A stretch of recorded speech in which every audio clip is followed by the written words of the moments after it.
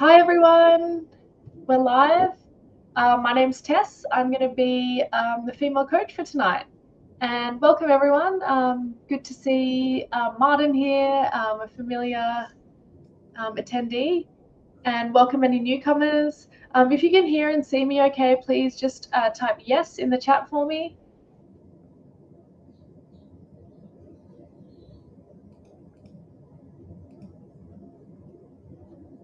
A bit of a lag here. Can you hear me, Martin? Awesome. Thank you. IG, awesome. Thanks. Nice to have you here. Great. So we've got we've got a Q&A for you lined up today, but we've also got something really exciting.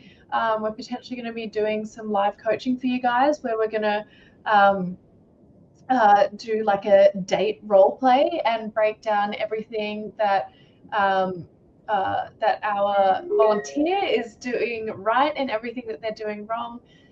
So you guys can get some really great feedback around that, and it's a really great learning experience. We've done these a few times, and we hear constantly that that is a life changer for so many people just from observing, and that gives you a really good idea of what we actually do. So that's going to come up a bit later, but the first thing I'd like you to do is to think about what your biggest sticking points are with women. And if it helps, I'm going to put up a little poll. You guys can just type a number that corresponds to what your biggest sticking point might be. Just a second. Here it is. Here we go. So biggest sticking point, number 1, approaching. Number 2 is conversation. Number 3 is attraction and escalation. Or number 4 is closing the deal. So which of those is your biggest sticking point? It would be great if we could get some feedback on that, so we could give you guys some tailored information on that straight away tonight. Or if there's something more specific, feel free to just pop that in the chat as well, and James and I will be looking at those throughout the night to help you guys as much as we can. So yeah, what are your biggest sticking points with women? Let's have a look.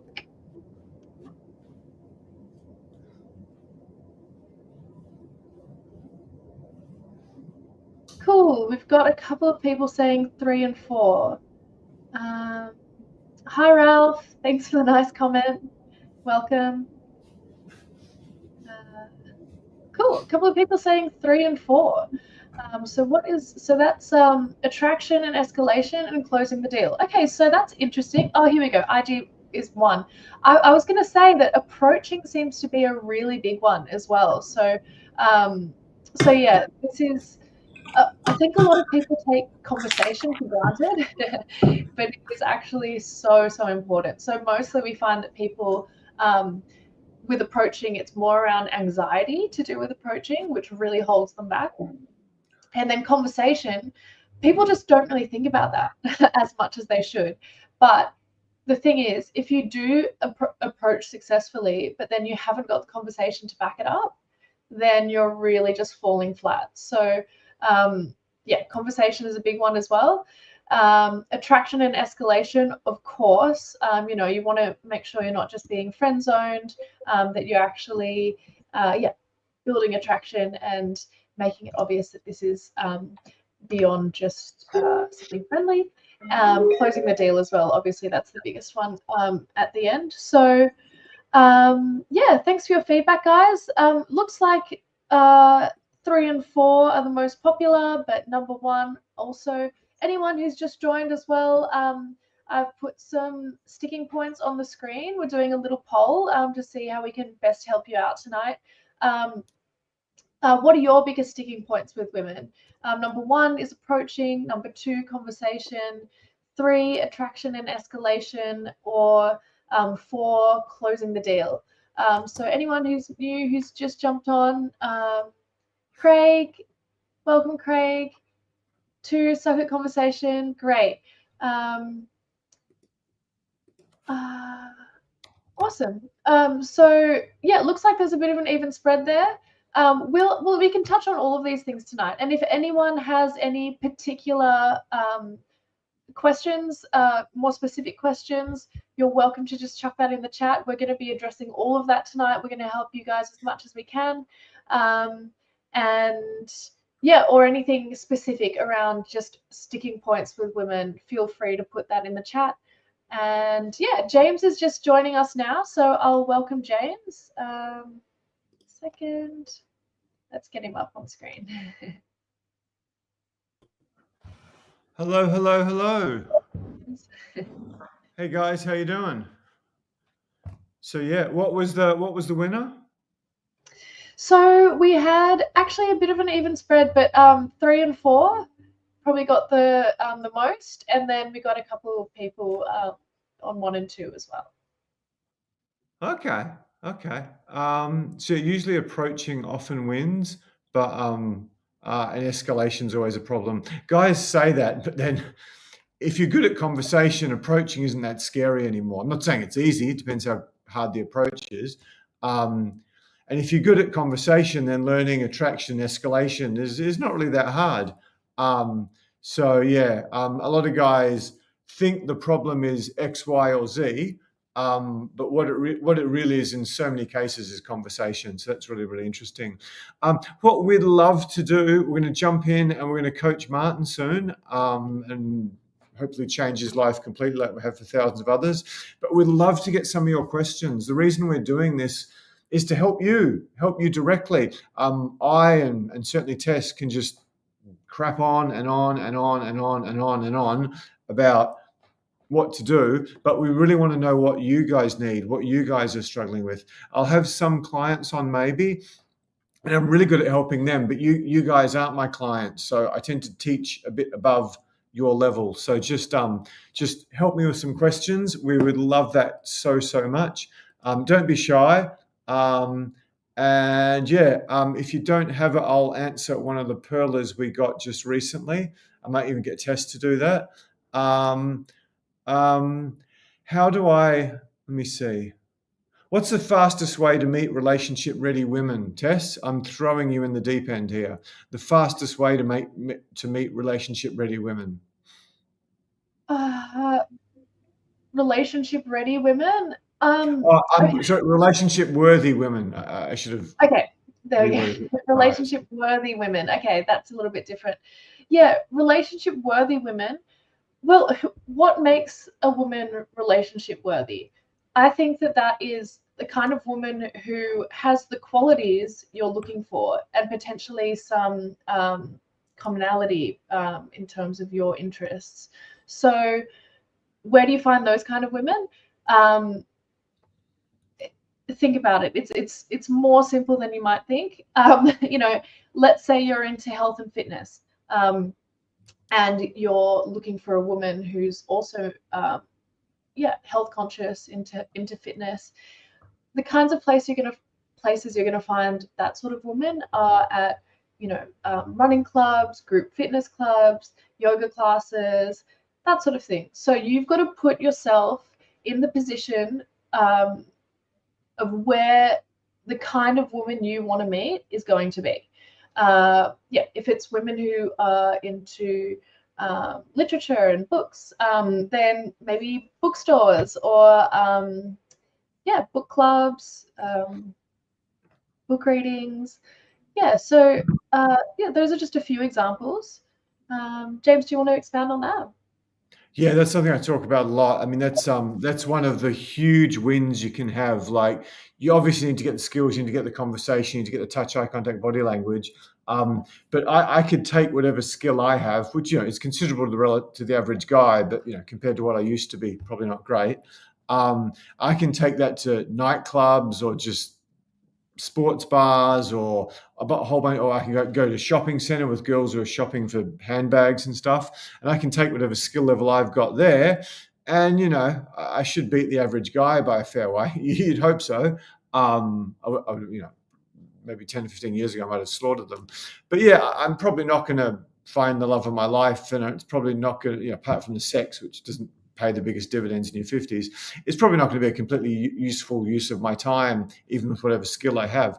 But if I take those skills and I go to, as I've said before, bookstores, anything to do with travel, particularly independent travel. Distant behind that is something sort of yoga meditation-y. Whatever skill level I've got, we can very, very quickly get someone. I could very quickly meet someone wonderful. The only place I've ever met a girl I'd date seriously in Australia is in a bookstore, and I've met and whatever shared a bed with quite a few. So Ralph in Germany, I think, one of our regulars. I'll let you read it, Tess, because yeah, Yeah. So more of a Ralph is than me. asking. Yeah, Ralph is asking, how much should a highly intelligent man, not talking about myself, demonstrate his intelligence on the first date? Probably not too much, just enough. Hi, James. Great you're there. Cool. Yeah, Ralph. So I mean, intelligence is definitely an attractive quality. Like, if you're intelligent, yeah, you wanna show that. Um, but in saying that, how do the issue with intelligent men is that sometimes they try to impress the woman with how much they know, which can be just, I call it mansplaining, um, which is really, really off-putting. So if you're an intelligent guy, yeah, I mean, it'll come across in the way you speak, in the way you present yourself, and the topics that you're talking about. You don't need to try too hard to try and show off how intelligent you are by rattling off all these facts and knowledge about whatever topic the woman brings up. It's much more important to have good energy, and be listening and engaging with her, making her feel good about what she's talking about so that she's able to warm up and open up to you and feel comfortable and actually be enjoying the interaction. It's not about you impressing her with your intelligence. That's very good. That's very good. I tend to teach a lot through stories, which I believe guys retain a lot longer. There was this yoga teacher who I didn't sleep with because she was an extraordinary yoga teacher, and for some reason I was fairly promiscuous at this time. I had two girlfriends I spent a lot of time with together. So yeah, women were quite attracted to me. So this girl was pretty keen on me, and she was like, wow. Ticked a lot of my boxes. So I took her on a date, and when I met her, I was reading this gigantic book. It was actually Ayn Rand, The Fountainhead, I think. And as soon as she saw that, she just freaked out. I mean, she wasn't some book girl. She was a go camping, play sport, stay healthy, have a great body, adventure girl. She's not allowed to travel. I mean, she's definitely someone I could have dated for a period of time, certainly at that point in my life.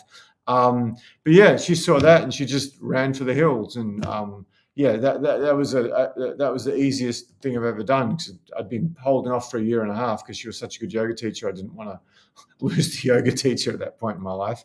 So yeah, and yeah, until like there's Ayn Rand says the only thing worse than insecure guy flaunting his money is an insecure guy flaunting his intelligence.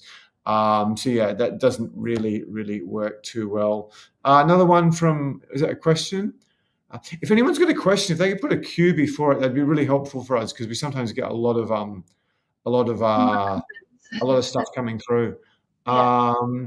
So yeah, Um, that's awesome. There's a couple more Ralph, oh, questions. we've got two Ralphs. We've got two Ralphs. Um, so, uh, yeah, just I think, yeah, Ralph was commenting on this same topic. Other Ralph, Ralph Smith, demonstrating how intelligent you are is like demonstrating how tall you are. It'll be obvious. Don't focus on it. Yeah, I agree on that too. It's more important to be just focusing on creating a positive, enjoyable experience for the woman. If you're intelligent, that will just come through. And sometimes it can make things more difficult for you because you're stuck in your analytical brain, and that can sometimes make it harder to communicate with women who are generally more um, feelings and emotions oriented, and thought process oriented. Yeah, there's a question from Lurcher. One big problem is sexualizing conversations. Can you give an example of that without getting slapped in the face? I'm worried about the slap part. Okay, good question. Yeah, building sexual tension is really important, but sexualizing conversation is not necessarily the way to do that. So, I mean, and by that, I mean, you don't want to overtly just be saying, like, oh, you know, I can't wait to see you naked or whatever it might be, being overtly sexual that way. I think what that does is takes away a bit of the mystery and the allure for the woman. So especially in the early part of dating, women are kind of story oriented, and we like a little bit of mystery. So if you can build sexual tension through body language, touch, eye contact, and uh, have her wanting more and keep it exciting without it just being you saying, I want to get you naked, that can be really, really powerful for the woman. That's what's going to keep her interested and keep her excited. So, yeah. How do you, so yeah, to answer your question, I hope that that was helpful. But also, if you do want to bring in some sexual conversation, sometimes, um, you know, something a little bit more casual, like talking about, if it comes up naturally, talking about slightly sexual topics, but not being advertently like sexual. It's more just like asking little questions about, if you're talking about travel, you might slip in something about a sexual experience uh, in a travel story, something like that. So it's a little bit more subtle. Yeah, hopefully that was helpful. James? I might. Oh, oops. Okay. I might jump in there. Okay, this is one of these hard things. It depends what level you're at, which is why I value your questions for the guys I haven't coached. As much as my content, because my content's often designed for my students or the guys on the boot camp who, are going to spend whatever 45 hours with us, so they're going to get to a higher level. So I've got to be careful about when I teach guys who, I don't say beginners, but whatever, maybe that level. So yeah, generally, if you have the touch, eye contact, body language, and you can build a connection with a particular woman in question, sexualizing it. There's a famous tennis commentator who keeps saying it's doing more than you need to win the point. It's like, for anyone who follows tennis, a ball goes up, it's 30 meters in the air, and it just drops back down in front of you. And you might want to pretend to be the pro, and before it bounces, just go smash and just whack it into the court and look like some superstar, whatever. Michael Jordan dunking on the center for tennis. But that's really stupid, because to win the point, all you got to do is just wait for the thing to bounce. The guy at the other end is going to be at the back of the court, and then just tap it somewhere he's not. There's a 99% chance you're going to get that right. Sorry for all the basketball metaphors. It's like a NBA player getting a layup. You're just not going to miss. But if you try to do it, or you try to smash it even after it bounces, that's what so many guys do in dating. And unfortunately, the pickup artist stuff has accelerated that. So if you have touch, eye contact, good connection with the girl, you've planned the date, then starting to sort of bring up sex or talk about sex, it could really work for you and expedite things, or accelerate them. So it's a less wanky word. But it could also really backfire. And I'm an expert at seeing it backfire, because I've made that mistake many, many, many, many times, telling some girl some crazy sexual fantasy that, for a percentage of girls, they just throw themselves into bed. But for another percentage, it's like, oh, that's too much for me, or this guy's a bit much for me, or whatever. So yeah, I wouldn't necessarily do that. That's awesome. I think what I might do, I spent all this time doing this. This is the first time I've done it, so hopefully I don't embarrass myself. I'm just going to try to show you guys some slides. Then we're going to hop straight in and coach Martin. So I think Martin's got a link. So whenever we say jump on, Martin, we're going to jump you on.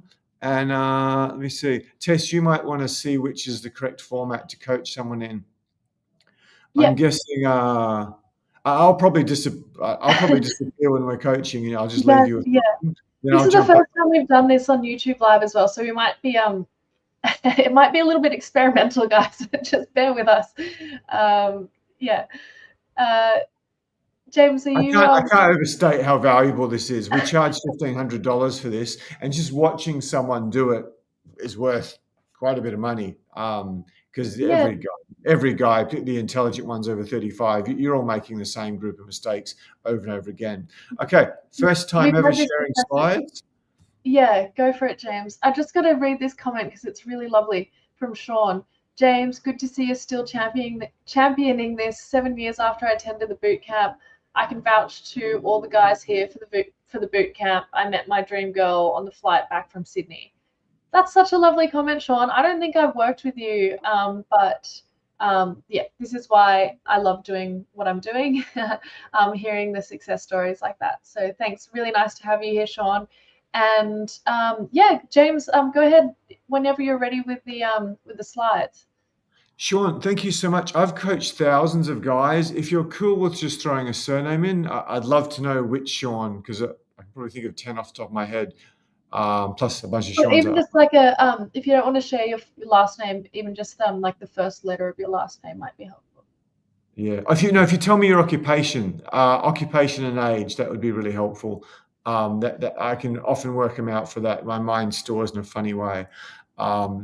Okay. Well, anyway, this is the lovely woman who is dating you. This is the lovely woman who's dating you. Catwalk model.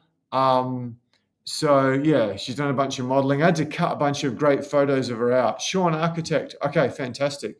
Great to hear. Yeah, so anyway, that's a lovely woman who's coaching you. What we're going to do for Martin tonight is literally worth $1,500. So yeah, oh sorry, yeah. Anyway, $1,500. So yeah, amazing for Martin. If anyone else would like to do this in future, I think we'll be doing this again next Sunday, probably with the wonderful Natalia, who's a Russian model, who's neck and neck with Tess. Is amazing, but they're both very, very good. So yeah, anyway, whatever. I've been on TV a bunch of time. I've been doing this 15 years. Koshi said Australia's very own dating tips. Great dating tips, sensational. Cosmopolitan said illuminating changed the way I life. And this is basically what I've done for the last 19 years. Me, bunch of stupidly hot girls, the average guy like Tess. And yeah, we spend 45 hours together. So yeah, what we're going to do for Sean in a second is we're going to identify and start to eliminate his key mistakes. I mean, you just do this, it's a game changer. We're going to master approaching, we're going to master dating, and we're going to master conversation. And then we're going to leave him with a comprehensive 7 to 10 point plan that will be written. We won't do that on the thing, but we'll get that for him. And yeah, if you want, you can have your dream girlfriend in 90 days. If you don't want, you can play around for a year or two and find her a bit later. But sometimes when you think you're playing around, you find your dream girlfriend. I think that's it for now. We'll get onto this later. So that's not all. So yeah, now I've got to stop the slide thing. How do I unpresent? Here's a challenge for this old man. I can take it down. Do you want me to? Catwalk model also does tech support for this imbecile. So yeah, muchas gracias. Not just a pretty face, this one. Not just a pretty face. Well, anyway, let's get Martin on. I'm really looking forward to this. This is my favorite thing. I love doing this because this is how you can just shift someone's life massively, even over Zoom. Go for it. And Martin and I have a lot of favorite movies in common. Okay, whenever you're ready, Martin, jump on, man. I think you just need to use the link that James has shared with you. Everyone might watch Sean's advice in the chat. He's given some pearlers, I can tell you. He's sort of saying the sort of stuff I'd be saying. Yeah, I can see Sean saying, for everyone I found with the sexualizing conversation, if you can get the touchdown, it leads things onwards. So that's the thing. It's about it's more about the body language than being overtly sexual with conversation. Absolutely agree with that. Thanks, Sean, for agreeing with us there.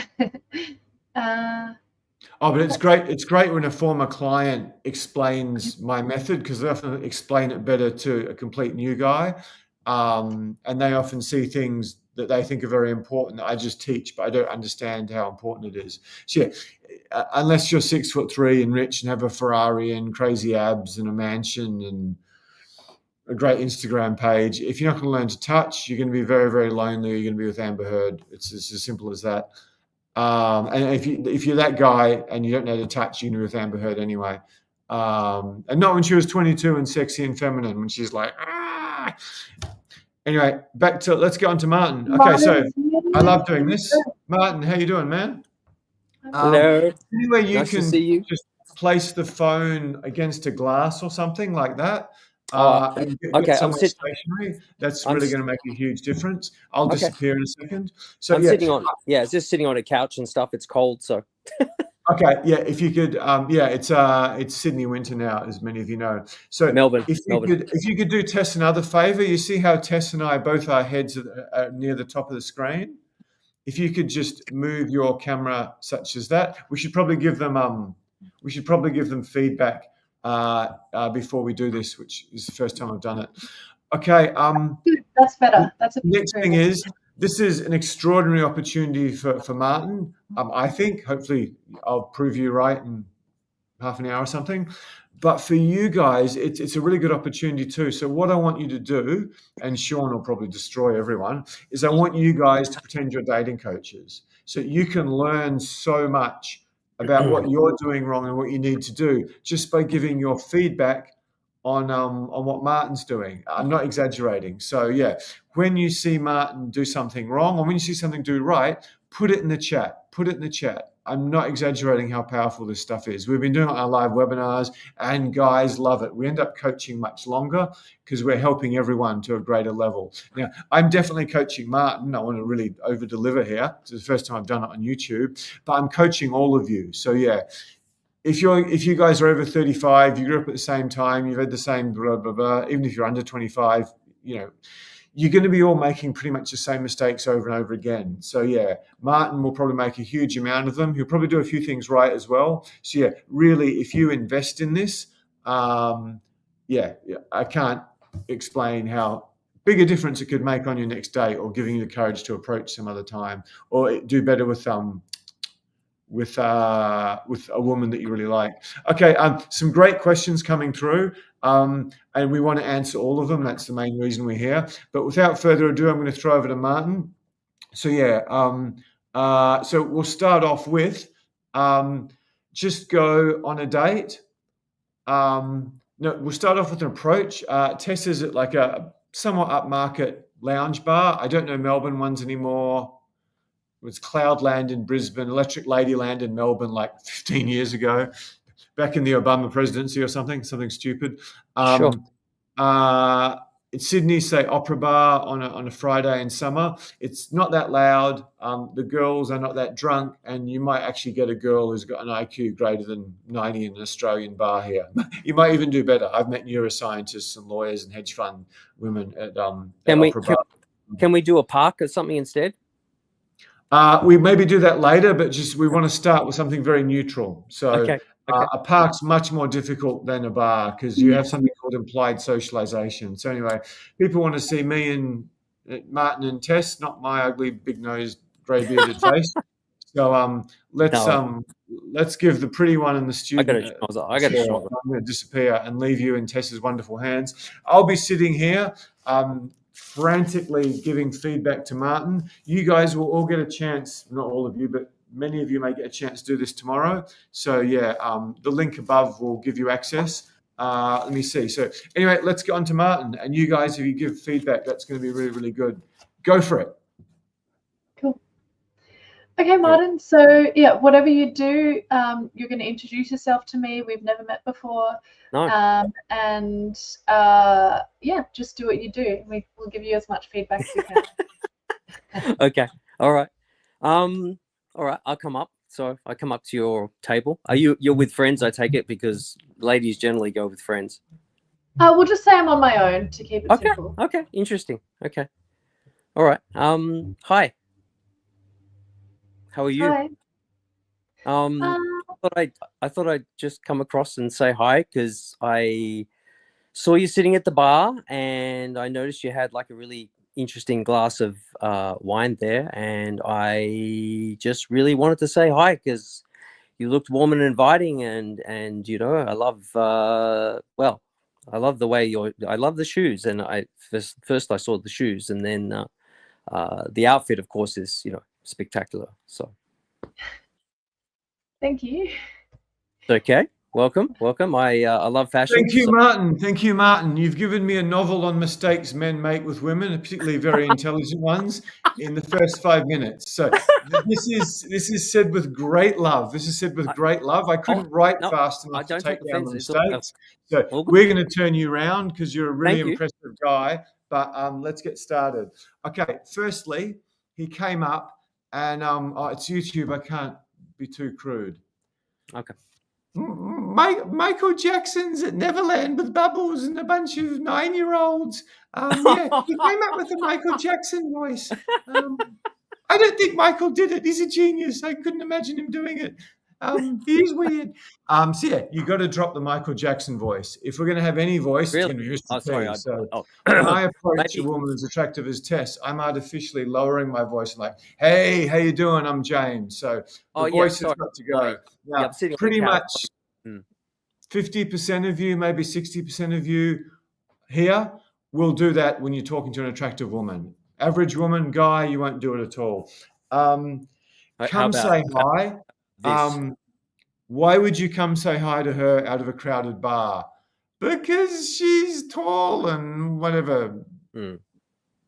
Big mouth, nice body, nice all the bits that us men want. She's a model. Yeah, she's one of the most attractive girls there. So yeah, you don't say, what do you say? I came to say hi. It's not too bad. I'll show you what I think you should do in future. But I just wouldn't do that. I would just introduce yourself, as we'll show you in a second. The next thing is, you were so long-winded. It was like it's like a sitcom episode, just so much talking. The goal when you approach a girl is to show you're confident. Don't get rejected. I'll let the student go. Short, sharp, and sweet. Get her talking. 10 out of 10, Sean. We need to like all Sean's comments. They're great. So yeah, get the girl talking. That's all your goal is. Don't give her your resume or a dissertation on how lovely she looks. Just get the girl talking.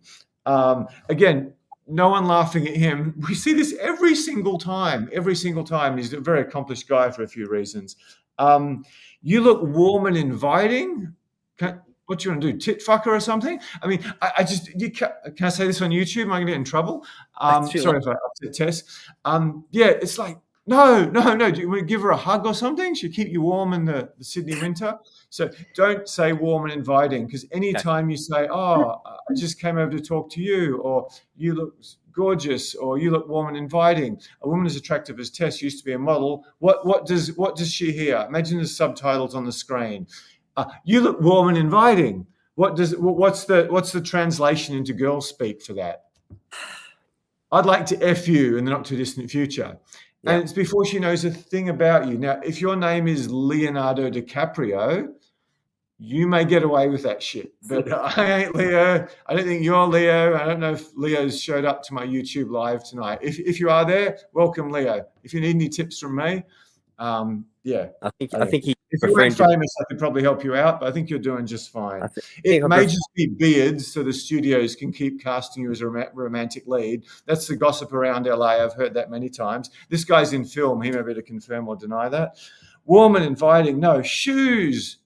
But were you in the Sydney Mardi Gras, man? What the hell do you care about a woman's shoes for? I like fashion. Okay. Do you really care about her shoes, or do you care about the legs that those shoes are holding up? The legs.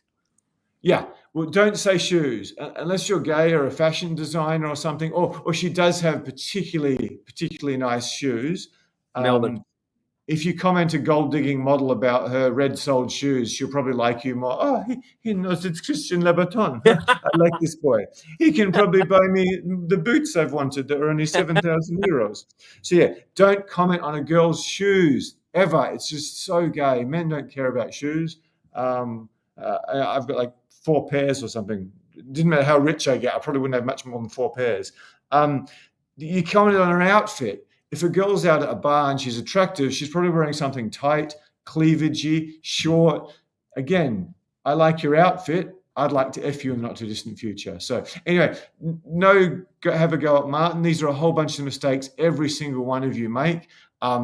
This might sound conceited, but if I was watching this at 31, I'd be taking notes like it was the most important exam of my life, because you will all be making similar mistakes to what Martin will. Anyway, the old man with the big nose will shut up and we'll get back to Pretty Girl and Martin. Okay, let's go.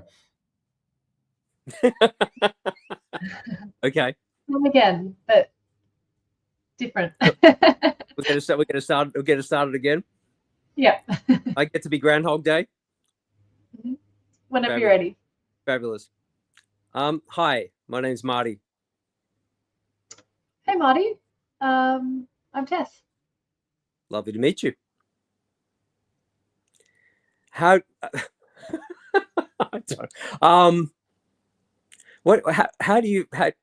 What do you think of this bar?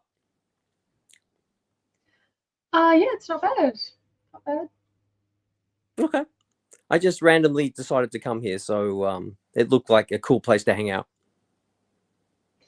Yeah, I don't mind it here. How has your day, evening been so far? Pretty good. I'm about to meet some friends. Oh, cool! That's awesome. That's awesome.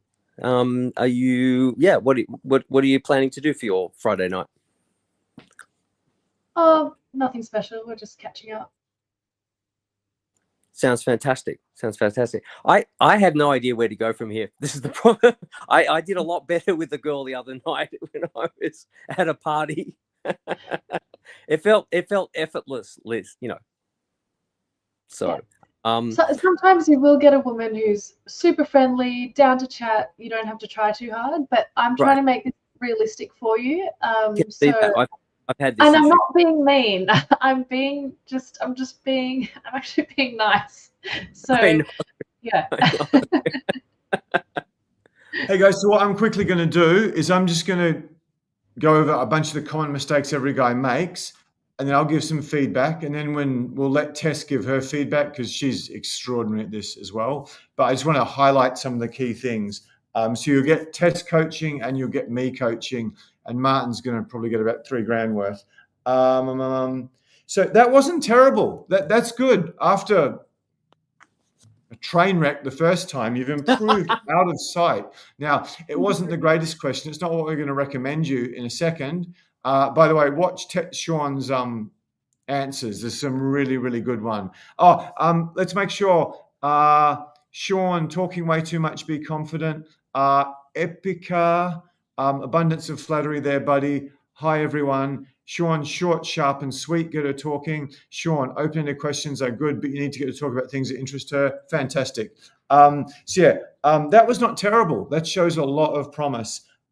You had wonderful, wonderful, wonderful energy, which is one of the hardest things to teach and one of the best things you can have. Let me see. I can learn to read my handwriting. What do you think of the bar? I mean, compared to the average guy, that was a bit above average because we haven't helped you yet. But yeah, there's a few things you want to do. It's probably not that interesting unless she's some 22-year-old who's just like, oh, we're in a bar, let's hang out, let's party. But it was open-ended. So you did great rewarding. You did something extremely well there. When he got something from the pretty girl, he sort of gave her a lot more energy. So 10 out of 10 for that. Most guys don't do that.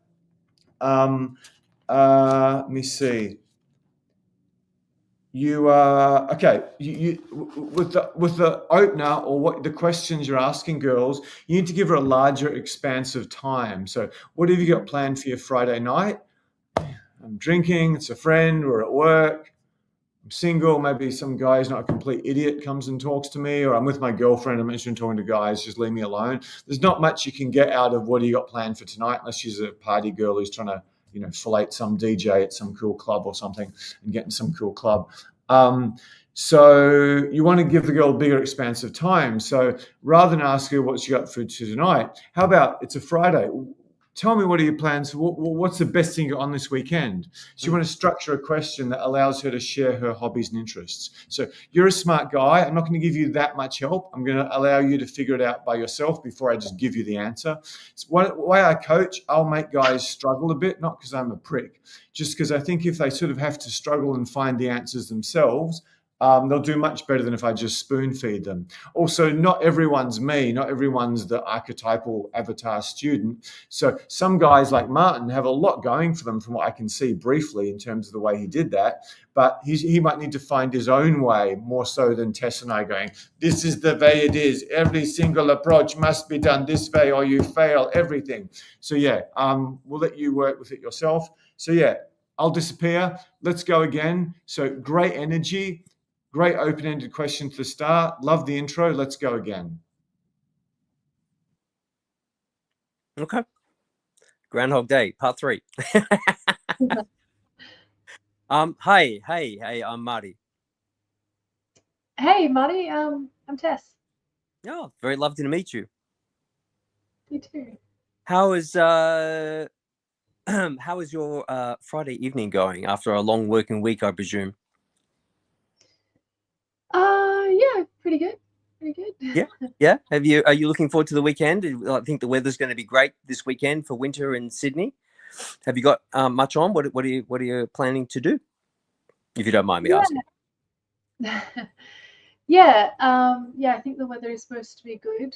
I'm gonna try and surf if there's some surf. Cool. Yeah. Cool. How have you been surfing for long? Yeah, I think about 8 years now. Really? Oh wow. And what inspired you to take up surfing, may I ask? I've always lived near the beach and just thought it looked fun.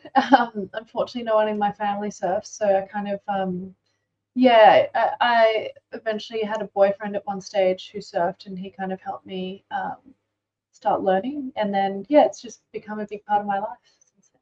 That's awesome. That's awesome. I have always wanted to try it. I did try windsurfing a couple of times because I watched some windsurfing videos and I got very enthralled by this guy Manu in Hawaii, and he used to like fly upside down. He was like the Manu flying man with the wing, and I'm very pale, so I had to wear a lot of sunblock and full body suit in Balmoral. I think if you know Balmoral, and it was winter, and I met this cool dude who was starting to teach me. He said I got great balance. I would love to do it because after watching Point Break 500 times, Keanu Reeves and Patrick Swayze, I want to surf Point Break. I love it. I love it. It looks so. It just looks so spiritual and inviting, and there's something about the water. It's something I haven't done for a long time, being on the beach because again, pale, but. I can kind of be like the the pale albino David Hasselhoff, and be like, the Baywatch. I do that at midnight with my shirt off, completely pale albino.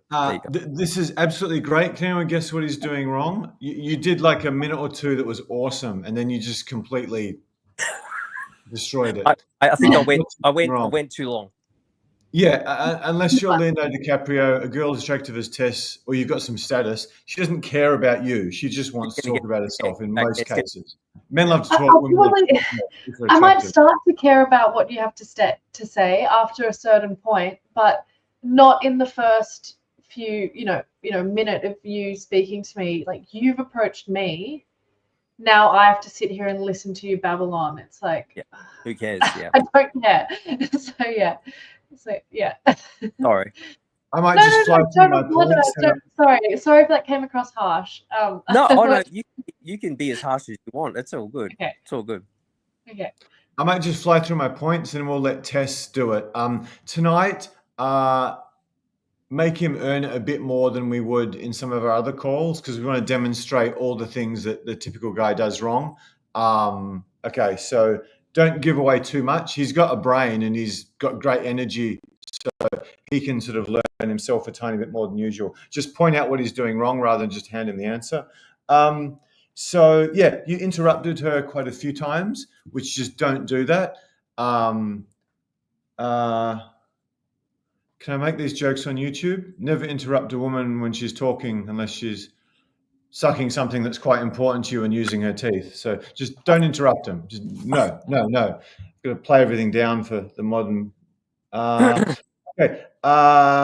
Give the girl a larger expanse of time. Just don't interrupt. And your shares are way too big. So the first 10, 15, 20 minutes, week of meeting a new attractive girl, you want to share about yourself. You want to do that to keep the question alive, but you do it in bite-sized chunks. Like, if I meet a girl who loves travel, I go, oh, I love travel, but I don't give her my resume of 103 countries and 7 years. And I just say, oh, I love travel. It's one of my favorite things in the whole world. My favorite country in the world was India. My favorite city was New York. Tell me more about your favorite place you've traveled. Cool. Great work. The other thing I'll leave Tess to coach a bit. When he started asking open-ended questions, even with all the mistakes he was making, Tess started talking, and she wasn't just working. She was like quite enjoying it for a while. So open-ended questions are God. Okay, my jokes. Open-ended questions open beautiful woman's legs. Write that down. Hopefully YouTube won't suspend me for this. I can judge by Tess's face whether I've gone too far. I'll shut up and leave you guys. Okay. Okay. So yeah, James really hit the nail on the head there, and I think you picked up on what you were doing wrong there as well. I just wanted to add open-ended questions, but keep it simple, one at a time. So yeah, even before, I mean, you said, oh, are you looking forward to the weekend? What have you got on? But you asked like 3 questions at a time, and I kind of gave you something just to let you get away with that so we could get some momentum going. But keep it simple, one open-ended question at a time. That's all you need. We'll go from the top again. Okay. No problem. Hey, Marty. Oh, hi, Marty. I'm Tess. Hi. Lovely to meet you. Me too. How is your Friday night going so far? Yeah, pretty good. Yeah? It's been a busy week? Yeah, it's been busy, yeah. Are you looking forward to the weekend? I hear there's going to be some great weather in Sydney for the winter so far. Yeah, definitely. Always look forward to the weekends. Yeah. And do you have a lot planned? Got a few things planned. Not too sure yet.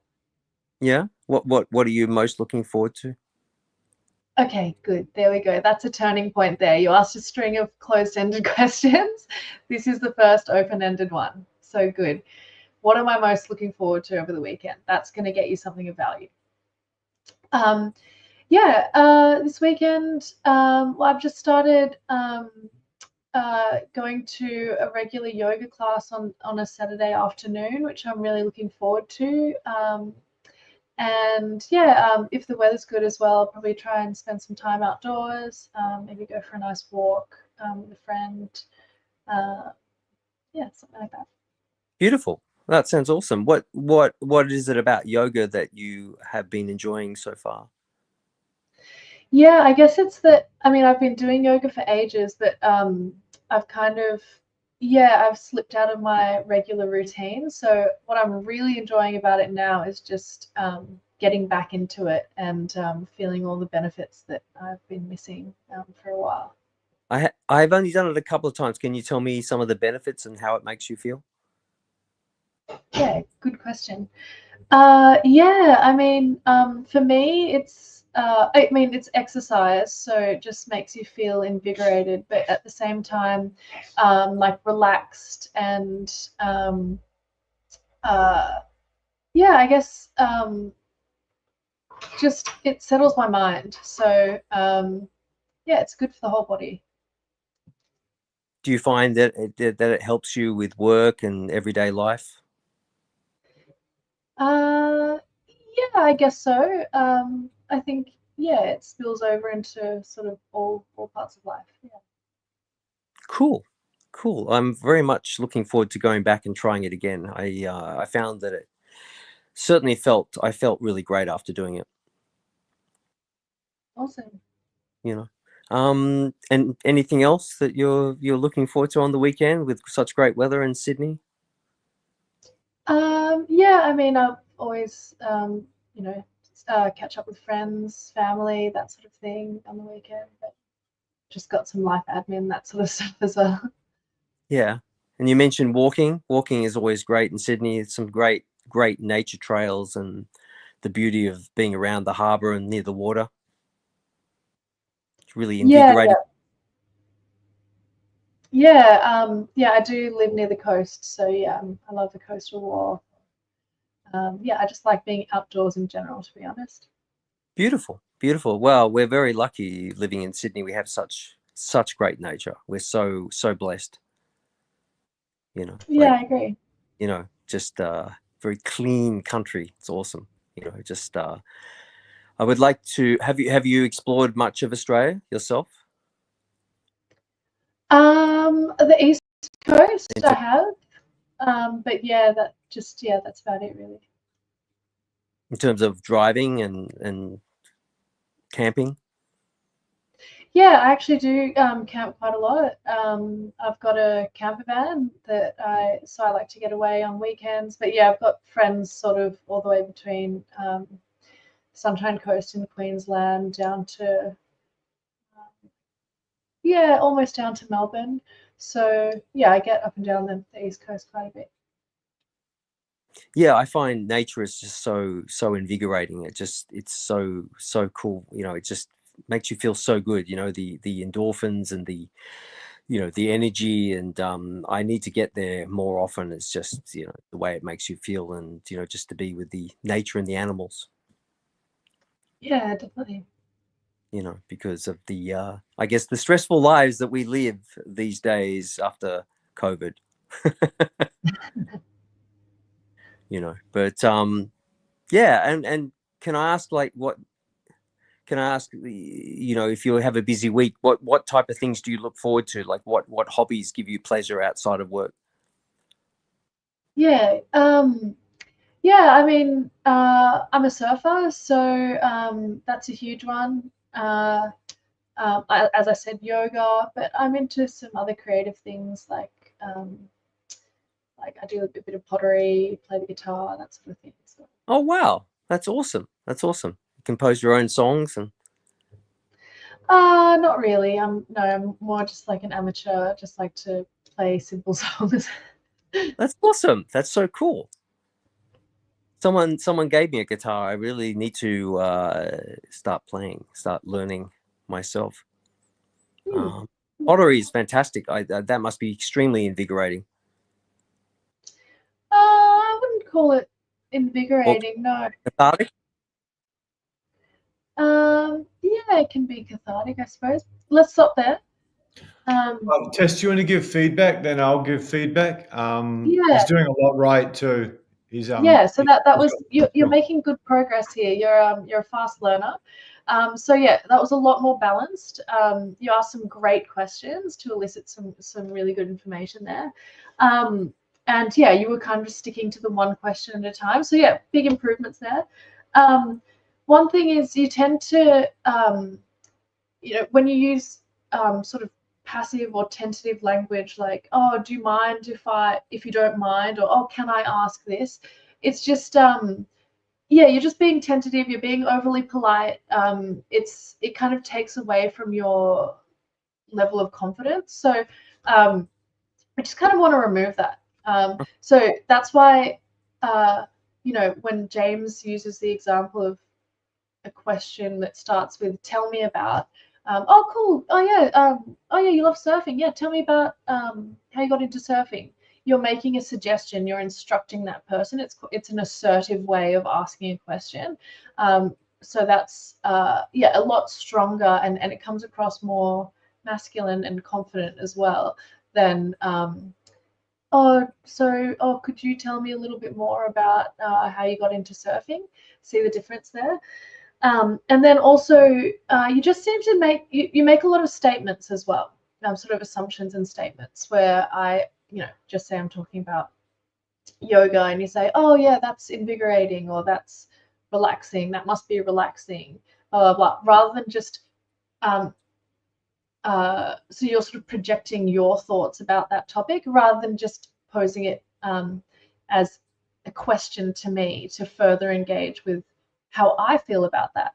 So rather than you making those assumptions, yeah, to to get me to warm up and open up to you more, a stronger way of getting that information would probably just be to ask me, oh yeah, so how does that make you feel? Or how do you feel when you're surfing? Or what do you love the most about surfing? And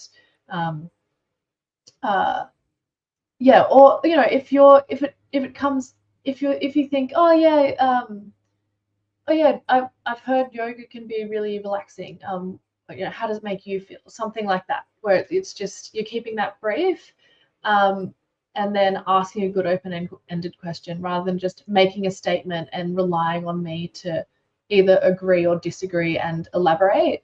Because if I didn't want to be talking to you, it's really easy to shut you down when you make a statement like that. Because I can just say, oh yeah, not really, or oh yeah, I guess so. Yeah, I'm not going to elaborate if I don't want to be talking to you. So by asking the open-ended questions, it's much harder for me not to give you something. Yeah. Yeah, I think those were the new ones. Yeah, you didn't interrupt as well. You just came across as a lot more grounded, calm, not overexcited, not too nervous. So yeah, big improvement there. Thanks. James, do you want anything? Yeah, just want to give Tess a compliment. She's actually being the girl on the date and trying to be a realistic girl on the date. She's thinking about a whole bunch of stuff Martin's doing to adjust her approach so that it's realistic and she's not being too hard, she's not being too easy. She's thinking strategy. And then she's taking amazing feedback at the same time. I'm just doing feedback and she's like, she's really good. Anyway, this is pretty comprehensive. I might let Tess pick the top three for you. I'll do this first. What we might do first, could you, Tess, because you're a hell of a lot prettier than me, to this audience, could you just read through the feedback some of the guys gave? Because there was some really, really good stuff. Oh yeah, cool. I'll just bring that up. Unfortunately, I can't multitask that well. You So can't do 8 things at once. I can't All do. very, very well. But yeah, let's see what some people have said. Yeah, so early on, a lot of people were saying talking too much, stop talking, let her talk. Uh, so yeah, you guys are spot on there. Oh, David, nice to see you. He said you haven't seen Harsh yet. I've been working with David for a little while now. We're getting to some more challenging stuff. So yeah, really great to see you here, David. Um, uh, what else? Sean says if you run out of steam, keep the other comments she made in mind and circle back. Great, exactly. So Sean, absolutely. If you can pick up on all the little bonus pieces of information that I've given you, for example, you asked me what I'm looking forward to over the weekend. I might say, oh yeah, surfing, yoga. Oh yeah, and then I might just try to spend time outdoors as well. So I've given you 3 things there. You probably want to start off with the one that I seemed most interested in, or the one that you're like, if you were naturally really drawn to one of those things and one of those things got you really excited, that can work as well. But you want to keep the other ones as go-tos if you kind of run out of other bonus information to use, and you can always circle back. So even if we've been talking for 5 minutes about a couple of different topics, and then you say, yeah, earlier you mentioned that being outdoors was something that was really important to you. Tell me more about that. That's a really great thing to do, circling back, because she thinks, oh, wow, he's really listening. Like, this guy picked up on that stuff I said way back then. So that's great. Thank you, Sean. He also says, focus on her. She gave you an in, camping friends along the coast, escalate this. Cool. Yeah. So yeah, I'd say you want to give every topic, especially topics that I have good energy around, or the woman has good energy around, you want to give them attention, give them at least 3 questions, let's say, to put a number on it, before you move on to another question. So you want to, get to a bit of depth, potentially get to the more personal side of things before you just, to get the most value out of that. So basically, anytime a woman's got good energy around a topic, just stay on the topic until until there's a natural transition that comes.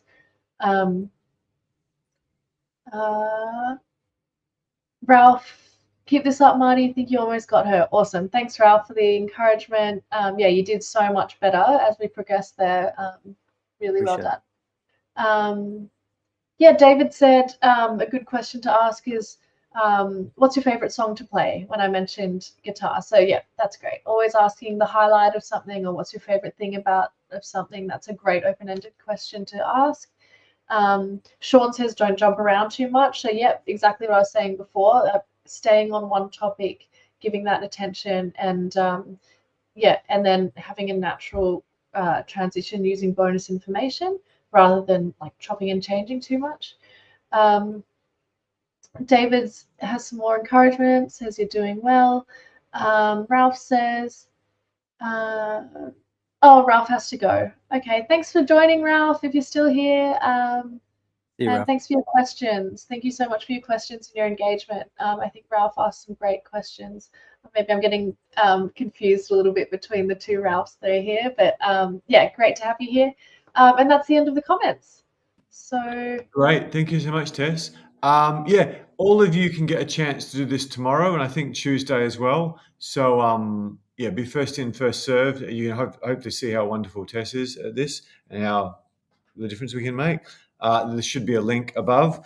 Okay, I'm just going to go through and give him an actual list of things in rough order. We're showing you exactly what we do on our $1,500 calls, which you can get for free tomorrow. Okay, number one is open-ended questions. You've got great energy and you've got a bunch of stuff going for you. But if you hadn't asked open-ended questions, you'd have died a horrible death. That's what saved you. The fact that you did a lot of bad things like the average guy, then you came out with a good opening question, possibly because of your brain and creative pursuits, and that saved you. Energy plus open-ended questions, you'd have been gone in no time, particularly with the age difference. You just, I'm trying to be polite here because I do this too. You crap on too much about yourself. So when you first meet an attractive girl, unless you've got incredible status, like you're on a stage playing guitar or something or whatever, then you need to keep it succinct. And even if you're on the stage playing guitar, you have much more attraction if you keep it succinct. So I call it share about yourself in bite-sized chunks. Yeah, we talked about this before, but your openers of, you look warm and inviting. How about some cuddles in my bed? You got to, and even, I saw you from across the bar, I just had to come say hi. They come across as sleazy. Prior to that pickup artist thing, you might have gotten away with that in 2005. You've got to make much, much less statements. This is a huge problem. You keep saying things like, it's nice weather this weekend, expecting the girl to invest for you. Now, if the girl's much less attractive than you or you've got status, you can use that for a test of how attracted she is, how interested she is. But assuming you're going out to attractive girls, you want to get them doing most of the talking, which requires good questions, not statements. Some of the dating coaches say, say statements to see if she invests in you. I mean, just learn to read signals and touch. You don't need to bother with all that nonsense. These are guys just chat away in forums. Listen for bonus info. One of the guys, probably a student, pointed that out. Tess, because she's a professional at this, she gave you a bunch of things to talk about and you missed most of them. You did pick up on one and asked a great open-ended question about it, and that's what gave you all this time. For anyone watching, David's probably above average. It might be because he's involved in film and writing and stuff. He's still making a truckload of mistakes, but he's probably above average in just his energy and the fact he's asking a small number of good questions.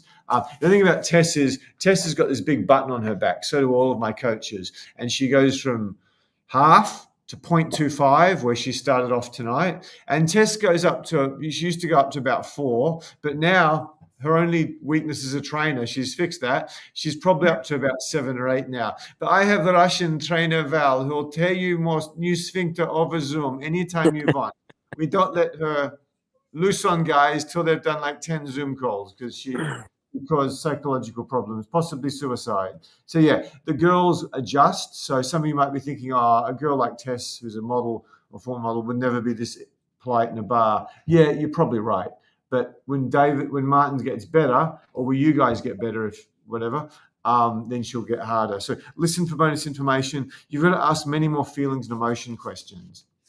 So surfing. Tell me everything about surfing. What got you into surfing? Tell me about your favorite day ever surfing.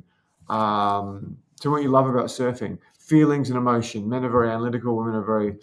Don't interrupt. You really dropped that off a lot, which I think Tess might have pointed out.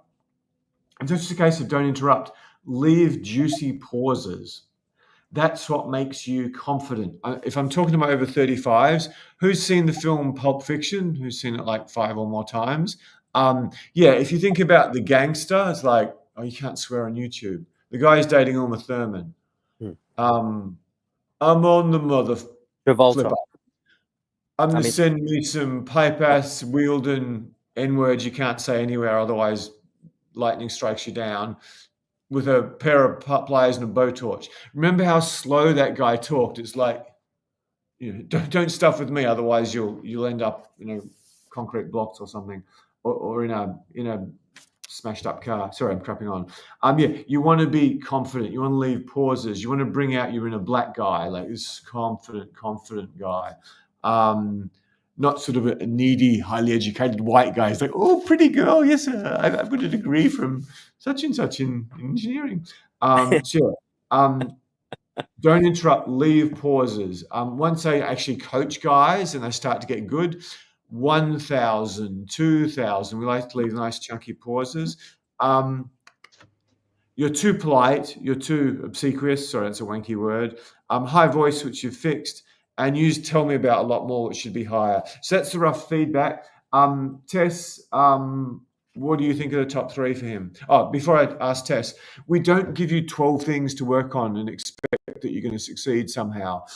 When Tess, Natalia, whatever, Val, Kota are coaching, they'll always be working on 1 or 2 things that want to break through at a time. So it's not like we're doing a huge amount. Here, we've let Martin fumble around and stumble around a lot more we would tomorrow, because we want to show you guys all the mistakes that many of you are making, which he's done a good job of. He's also done a very good job with many other things. So I'll sign off. Tess, you just come up with your top 3 and just coach him one by one from there.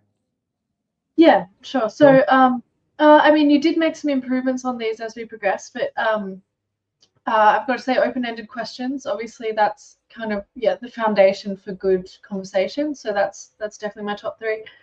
Shine the spotlight on the woman. So don't steal the spotlight early on. Get her talking, get her to open up to you, get her enjoying herself, and you shut up. And what would be my third one? I guess that just keep it simple, one question at a time. Cutting down on that rambling. I think those would be my top 3. So, James, did you want us to do another round? Absolutely. Maybe repeat them, and I might even put them in the chat for everyone. So what are they? Open-ended questions, shine the spotlight on the woman, and avoid double-barreled questions. Just keep it simple, one at a time. Great. Okay. Open-ended questions. What was the second one? Sorry. Shine the spotlight on the woman. Shine spotlight. No double-barreled questions. Okay. Let's go for it. Okay. Hey, I'm Marty. Hi, Marty. I'm Tess. Lovely to meet you. How is your Friday night going, Tess? Yeah, pretty good. Not bad. Can I ask you what you think of this song that's playing now? Not bad. Yeah. How does it make you feel? I don't know. I mean, it's not bad background music. Fair enough. I might just jump in there. Sorry, Tess. We need to fix up the opener. Your openers are really struggling. And the fact that you do come up with a good opener question and you've got great energy is saving you. Just start by asking, it's a Friday, what's the best thing you got planned for the weekend? That's your opener. We're going to get more advanced here. For any guys we coach tomorrow, we'll start off with this because we'll make it much easier for you tomorrow so we can get more done rather than demonstrate to a crowd. Hey, how you doing? I'm James. What's your name? Okay. Hi, I'm Tess. Hey, Tess. Nice to meet you. So, tell me, what's the best thing you got on this weekend? That's what I call the greatest opener of all time. There's a whole bunch of permutations to that, but it's basically, hey, how you doing? Shake hand. Tell me, command. Anyone who understands copywriting about the best thing, not anything good on, or the best. So the most easy to talk about. You've got, and then give the girl an expansive time, because girls just the best thing lately is like last 3 days, last month. What's lately mean? So try to be very precise. Interestingly, I just discovered this to get pretty girls into bed and meet someone special. But yeah, this is actually a good copywriting technique as well for anyone who understands copywriting. So yeah, okay. We might add to Tess's list. Use the greatest opener of all time, but we'll just give you one for tonight. It's a Friday night. Tell me about the best thing you got planned for the weekend. Introduce by name first. Start with a handshake. Go. Okay. And then listen. Hey, I'm Marty. Hi, Marty. I'm Tess. Lovely to meet you. Tess, tell me what is the greatest thing you got going on this weekend? This weekend I'm gonna try and do some paragliding. No way. Conditions. Yeah. Wow, that's awesome. How long have you been paragliding for? Kind of on and off, but about 6 years. Really? Wow. And what inspired you to want to take to the air and fly? Well, I mean, I'd seen people flying near where I lived and always thought it looked fun. But after living in New Zealand for a year in a really popular area for flying, just the exposure to it, I think, I mean, I'd see people flying every day, almost every day, and I had a friend who was really into it. So just thought I'd give it a go. How did it make you feel the first time you did a tandem? I actually just got my license. I never did a tandem before I flew solo. So Wow. yeah, it was a bit scary. I'm not gonna lie. What part of NZ? In the South Island. I was living in Queenstown. Beautiful. And so now, so you did the license or the course a couple of weeks, was it, or something like that, or more or less, or? I think it was 10 days. Yeah, or maybe it was 2 weeks, something like that. And do they start like small hills and then build up to like a bigger one, or tell me? Yeah. So I'm just going to quickly point out to you, you're giving like multiple choice questions. Okay. Okay. What story is it this? And then you're hoping that I either agree or disagree. And it's similar to the statements or the double-barreled questions. Okay. Maybe just quickly, how could you ask that question in just a simple open-ended question? Okay. Okay.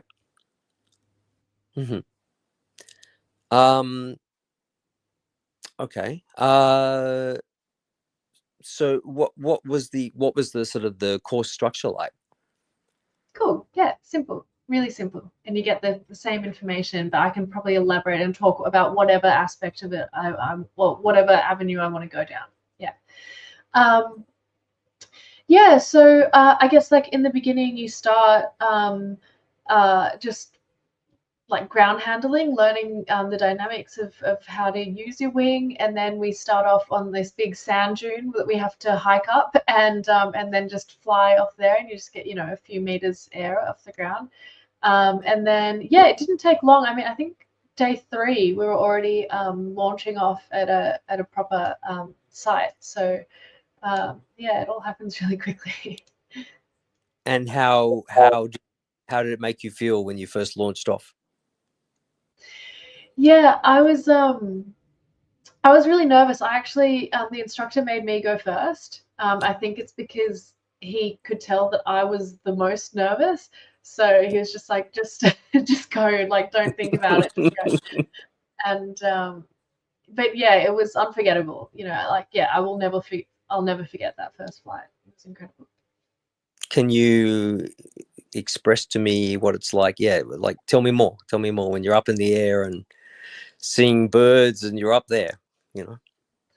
Yeah, I mean, I guess that's what it's like now. Obviously, when I was learning, it was more just you know, you have a radio and you've got the instructor telling you what to do. So I'm just hyper focused on I'm listening and you know, trying not to hit anything. But yeah, now I'm at the stage where I can yeah, I'm doing some more advanced stuff. I can fly up near cloud base and yeah, fly with the birds. It's pretty surreal, like pretty. I've got to pinch myself sometimes, thinking I'm pretty lucky to be doing what I'm doing. Yeah. Absolutely. What was your, like, tell me your best day of flying? Great question.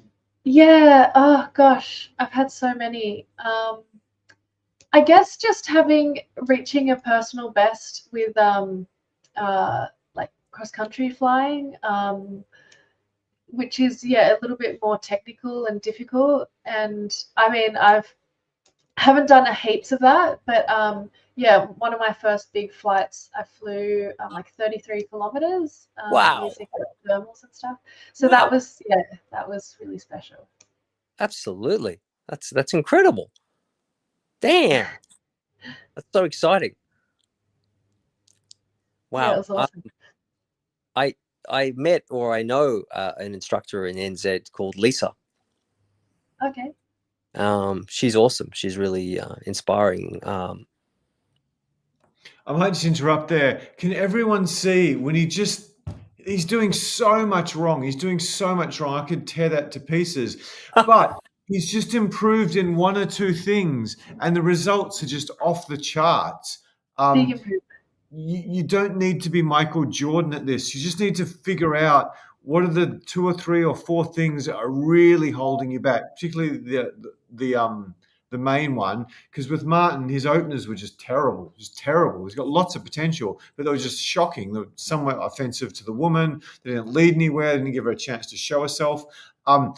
Because of his brain or his whatever creative thing, he's asking some great open-ended questions. There's so much garbage in between them that they lose their value. Now, we've just fixed two things up, really. He's still making so many mistakes, it's not funny. But can you see the difference? So, yeah, it's just to be a tougher fighter than the average guy, you do a little bit of cage fighting, maybe go to the gym a bit. You get in a fight, you can destroy some guy, do 2 or 3, 4 months of that. You can destroy some guy who's never fought in his life, even if he's 10 kilos heavier and 10 years older than you. It's the same with girls. You don't need much. Open your questions, touch, get your style right, get some good conversation practice, get a bit of touching practice. Suddenly you're destroying everyone. So let me finish my head. He's doing so much stuff wrong. It's not funny. Tess and I could tear him apart, but you can see the results. Sorry to interrupt you, Tess. You might want to crank up your little bitch scale now to put him through his paces after he's doing a bit better now. 9 out of 10. No, I was just going to agree with what James was saying. And really, if you can ask one great open-ended question to begin with that's going to get her talking about something she loves straight away, you'll probably get away with making some mistakes because she's already loving what she's talking about. So she'll give you a lot of energy around that and makes things easier for you. So yeah, that was a bit of an example of that. So I'll jump off, but crank it up a little bit, and then keep bringing him back to the 1 or 2 or 3 things on the list. So I don't know, you're probably like a half out of 10, 0.25 out of 10 BRTCH now. So maybe take that up to maybe a 1, because he's got a lot of energy and he's asking some good opening questions. We've got to really put him through his paces a bit more. Okay. Go for it, Tess. Cool. Okay, let's go from the top again. Okay. Hey, I'm Marty. Hi. I'm Tess. Lovely to meet you, Tess. So Tess, tell me what is it you're looking forward to this weekend? What's the big thing on? Oh, I actually don't have anything massive on. I'm just just gonna catch up with some family and walk my dog. Um, Oh, beautiful, beautiful. What is your dog's name? her name's Basil. Basil. What sort of dog is Basil? She's like a mix of a lot of different things. But yeah, she's a small dog. Small. Oh, cool, cool. Have you had her for long? Yeah, she had her since she was a puppy. She's almost 17, so she's pretty Oh, old now. oh, that's beautiful. That's beautiful. Did you grow up with dogs? Uh, Not really, but I mean, yeah, considering her age, I've had her for about half my life. Sorry, So I didn't mean to interrupt. It wasn't my plan, but Tessa's got a tiny bit tougher, just like a tiny little bit, and Martin's dropped back a lot. Can anyone guess why? Any of the former students? There's one thing he needs to do that will improve him out of sight. Hey, Stella, lovely to have you again. We're coaching live, so you can give female feedback if you want. My favorite female guest. Give me I'm not a robot, Stella. okay. Stick to A test for the bot. moment. Stella can come when you're not here. Okay, let's see. What's the one thing he needs to do to improve out of sight? That's usually what it is. It's the same with business or health or diet or your relationship. If you just do one thing, you can get crazy results. Given he's sort of improved out of sight in maybe two things or three things, what's the one thing he really needs to do? Um, uh, Krishna is close. More energy and have more than one question asked. Yes, but there's one thing that's going to really help him massively. No questions, lower energy. Yeah, he dropped them off, but how does he do that? More listening. Krishna's the closest. You've got to pause.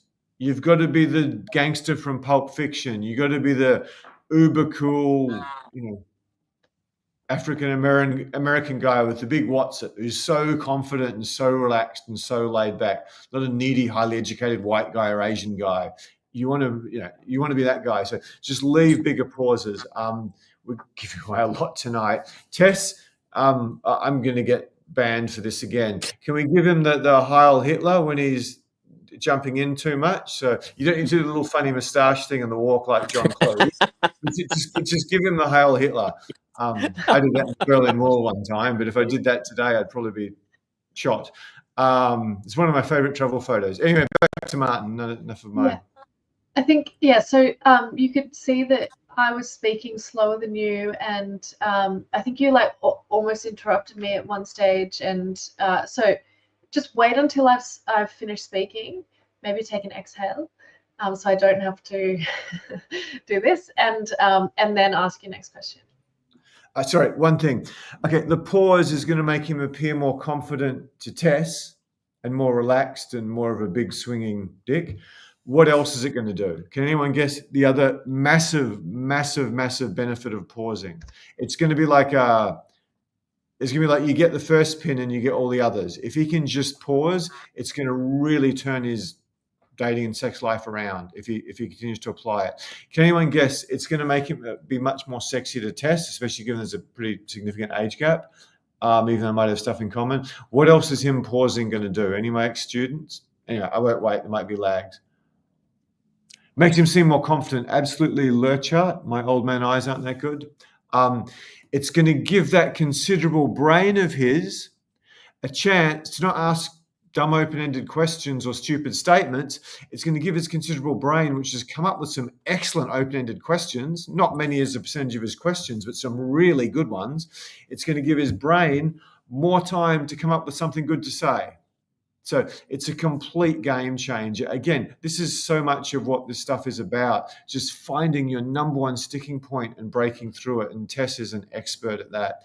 That was massive. You remember Star of the Night? Oh, you look pretty. You look warm and inviting. I love your shoes.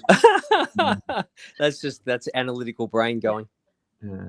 I was going to say, maybe just do maybe just do one more quick one, but drop back to like a half or a one, Okay. and just go from there. So pauses is everything for you. Ask feelings and emotion questions, and go deep. Remember those three things. I should have got you to write it in front of you. Can you? Or put it on your screen. Pause, feelings and emotions, and go deep. Feelings and emotions mean, what do you love about that? What's your favorite thing about that? Go again. Just do a quick one. Okay. Yeah. So just quickly, sorry, just touching again on the feelings and emotions questions. That's as opposed to the more facts and data style ones, which you tend to ask, like, oh, how long have you been doing that? Or where have you done that? Where you just get one piece of information. The feelings and emotions questions, you get more like a story. You get a lot more to work with there. Yeah. So yeah, let's go. Let's go again. Okay. Hey, I'm Marty. Hi, Marty. I'm Tess. It's lovely to meet you, Tess. Yeah. Tell me, Tess, what are you looking forward to the most this weekend coming up? This weekend, I'm gonna go to a yoga class, which should be pretty cool. And yeah, I'll hopefully do some surfing. It looks like the conditions will be good for that. So yeah, otherwise, yeah, I'll just catch up with friends as well. Yoga. And wow, that tell me more about that. I have only done it once. How does it make you feel? Yoga, yeah, yoga's amazing. It's, I mean, I love doing it in the mornings because it really sets me up for the day. You know, it energizes me, but at the same time, it just helps me feel really centered. Yeah, I definitely recommend giving it a go if you've only tried it once. Is it something you've been doing for a long time? Yeah, I have. Yeah, most of my life, like since I was a kid, actually. Okay. Wow. And so you've noticed big changes right through your life? Oh, not so much, when I was a kid, no. But yeah, the first time I joined, when I say I've done it most of my life, it was very casual in the beginning. But the first time I actually joined a studio, which was right after high school, that was the first time I felt the real benefits from it. And yeah, that was sort of where my personal journey with it started. What sort of changes, like in terms of like, yeah, what benefits and changes have you felt after? Yeah, I mean, just physically, just feeling strong and flexible, and yeah, uh, feeling fit. That is, I don't know, it builds your confidence. You just feel good. But also in terms of like emotional intelligence, in terms of being able to um, have a bit more self-control and self-understanding around that. Yeah. Do you find that has affected other parts of your life? That's a good question. Yeah, I like that question. Yeah, absolutely. I found that when I've been in a regular practice, I just, yeah, I'm almost in a bit more of a flow state. So, yeah, I mean, I'm more emotionally stable, but also I've got good energy. So I'm sort of, getting things done a lot more rather than letting things stack up and get on top of me. So I mean, I can't really, I can't tell you how much it's influenced me positively. I think it's great.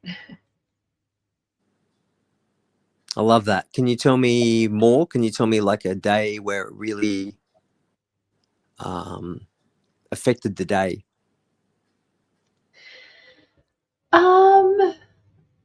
Oh, I don't have like a specific day, but it's always in the times when I need it most. I'm going back to being in uni, when going through stressful periods, when I was, just under so much pressure. And it was like, I probably would have gone crazy if I didn't have yoga in my life. Wow, So yeah. that's beautiful. Yeah, I need to get more yoga in my life, more flow state. Yeah, definitely flow state's good. Do you find, you mentioned surfing, do you find that it's great with your surfing as well? Yeah, definitely. That's so I like how you've linked in surfing here, and it's a smooth transition. You've kind of used yoga to link into that, so it highlights your good listening, but also, nice transition. Thanks. So I think it's quite well known that surfing and yoga go hand in hand. It's great to have the strength, the flexibility. It helps a lot. Did you find that yoga helped you to become a quicker learner with surfing, to transition up quicker? I don't know, because my learning process was just my journey. I don't know. It's hard to say if something would have made it better or worse. It was just my journey. Okay. No, I love that. That's so awesome. What about surfing? Tell me more about surfing. Yeah, good. I think that's a great way to start any new topic as well. Just really open. Mention the topic and then tell me about that. That's a great way. And then I can really talk about anything I want about surfing. So that's good. Super simple. Just keep it simple. The more simple, the better. So surfing. I've been surfing for I think about 8 years, something like that now. It's a big part of my life. I'm constantly checking conditions, and I try to go surfing at least once a week. It's something about the ocean as well, I think, is really Getting some garble internet interference. Oh, Couple of seconds. have you got me? Yeah. Did you Yeah. We might cut it there. So that's excellent, man. That was good. That was so good. Much. Did you want to say anything, Tess? Thank you. Yeah, I was making it a little bit easier for you there, but you were asking great questions. You were pausing, taking your time. You came across super cool, calm, and collected. There were a lot more feelings and emotions questions than the facts and data ones, and a lot more open-ended questions. So, you didn't make it. It was good. That was a nice flow. Big improvement. Thanks.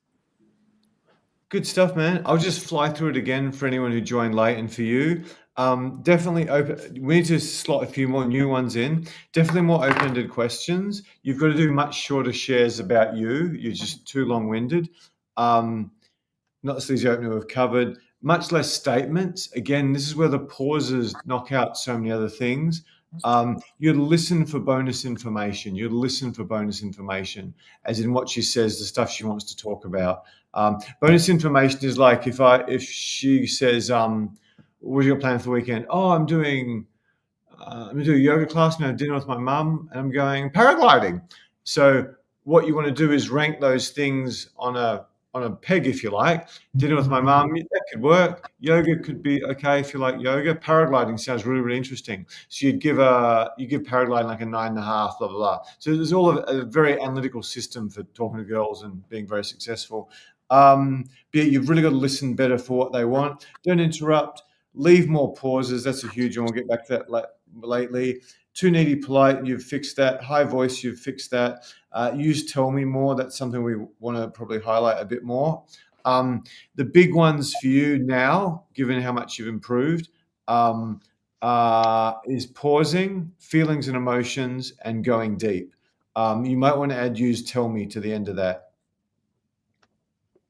With feelings and emotion questions, you did better, but you tried to make them more complicated than they needed to be. You could have just said, "Oh, what do you love about surfing?" instead of, dissecting yoga and surfing's interactions and correlations and how much one affects the other. But yeah, that was a really good effort after I cranked Tess up too much in the middle. So yeah, fantastic work. Was there any good questions about that we haven't covered? That would be good to know. There's some great feedback from the guys. Tess, you might just want to go through any of that. You see, Krishna Yeah. says, "Great work, Martin." Um, Thanks. uh, any I questions you missed? no questions. Everyone's just everyone's making some comments. Just read through the comments. Look here. Oh gosh, I'm not sure where we're up to, James. Maybe. Oh, no worries. You've been busy working. Yeah, sorry. I've been concentrating on the. No worries at all. Does anyone have any questions for Tess about that? I promised her a much earlier stop time than this. We went on with Martin a bit longer than we expected. Does anyone have any questions for Tess before she jumps off? How much did you compliment the girl in the initial part? Tess, I'll let you handle that first. How much? Someone's asking. Is he complimenting her too much or just about right? Is that the one, James? Oh, I just got Krishna's one at the very end. Okay, cool. Yeah, sorry, Krishna, I was It's thinking of the previous same. one. If anyone How- has had their question answered, if you could repost it, that'd make it much, much easier for us because there's a lot. Thank you. Good. Okay, so how much did you go in the initial part? Okay, cool. Good question. I think it's good to reward the woman, but you don't want to be rewarding for inappropriately. For example, if I'm to say, oh yeah, Martin asks me, what's the highlight of the weekend for you, and I say, oh, just I don't know, I'm gonna hang out with some friends, maybe, and I don't have much energy around that, and it's nothing really special. Then yeah, no, you don't want to be saying, oh, that's amazing. I love hanging out with my friends. That's so cool. Blah blah blah. And especially if you say that every single time. So everything I say, if he says, oh, really cool, yeah, that's awesome, it just loses its meaning. It makes the compliment makes it meaningless. So you want to save big compliments for when it makes sense. So if I'm talking about reaching my personal best in paragliding long distance, that's awesome. Give a huge reward for that. That's worth giving a huge reward. But in saying that as well, sometimes if the woman's being really closed in the beginning, or maybe more so if she's like a bit shy and tentative, giving some rewards in a sort of encouraging way can help to bring her out of her shell a little bit, especially if that's quite genuine. So if I were to talk about, oh yeah, I might go scuba diving, but I didn't sound like I'm hugely excited, if you could give that a bit more energy, like, oh, scuba diving, that's I love scuba diving, or whatever, that can help me to give more energy back as well. So it kind of depends on the circumstance. But yeah, biggest thing is don't over reward for where it's not called for, and don't reward every single time because it loses its meaning. Any more questions? How much did you compliment a girl in the initial part? You covered that one? Yep. And great question from Jeff Mack. How much should you compliment a girl in the initial part? It depends on what the compliment is. If it's like, you got nice jugs. Oh shit, what have I done? Yeah. If it's like, you got nice jugs, or you got nice thick lips, or something crude like that, or anything about her, like, I love your handbag, I love your shoes, don't do it. It's particularly if the girl's quite attractive. If the girl's average or below average and she's got like a really beautiful smile or a great chest or something about an average looking or below average looking girl is really special, then yeah, you can win a lot of brownie points by pointing that out. But if the girl is, going to be considered by most men to be attractive, we tend to say no physical compliments whatsoever until you're in the bedroom with her and she needs some reassurance that she's hot and beautiful. So it's not like a law of physics, but I would really be very careful with giving physical compliments to a girl who's quite aware she's fairly attractive to the average guy. I'm just I do was you want just to being keep facetious, Stella. Don't compliment the chest straight up. I was just sort of making a joke. Jeff Mack, when do we get off interview mode? I might cover that directly. I can't show you on YouTube because it's just not appropriate. But yeah, I've gone from just being completely hopeless with women. We might let Tess handle it first. When Yeah, can I sure. get off Do we interview mode? want to give Martin a break though? Martin. Yeah. Thanks, Martin. You're a Okay. legend. Thank you so much, Martin. Thank you. I had a Been great time. Thank you. I'll jump back Yeah, on. I'll jump enjoy back on the this chat. Yeah, awesome. Just quickly, how much more optimistic are you about your future if you apply sort of the top 5 things? 110%. Just talk a bit more about that. So no, it's interesting. I think to be honest, that I motor mouth a lot because of probably nervous energy. Like I probably ramp it up like I'm on a cocaine habit, like pure sugar, heroin. I had a great time with a young lady on Friday night, and we danced and sung and did lots of things. And I know that. Well, it's still open ended as to what will happen with that, but I feel like I can approach. I'm in Melbourne. I can approach anyone, and I don't care. Like I'm not scared of anyone, and so I feel now after working with you and Tess that sky's the limits. I live in the best city in the world culturally, and I will succeed just like I will with my career, no problem. So I appreciate.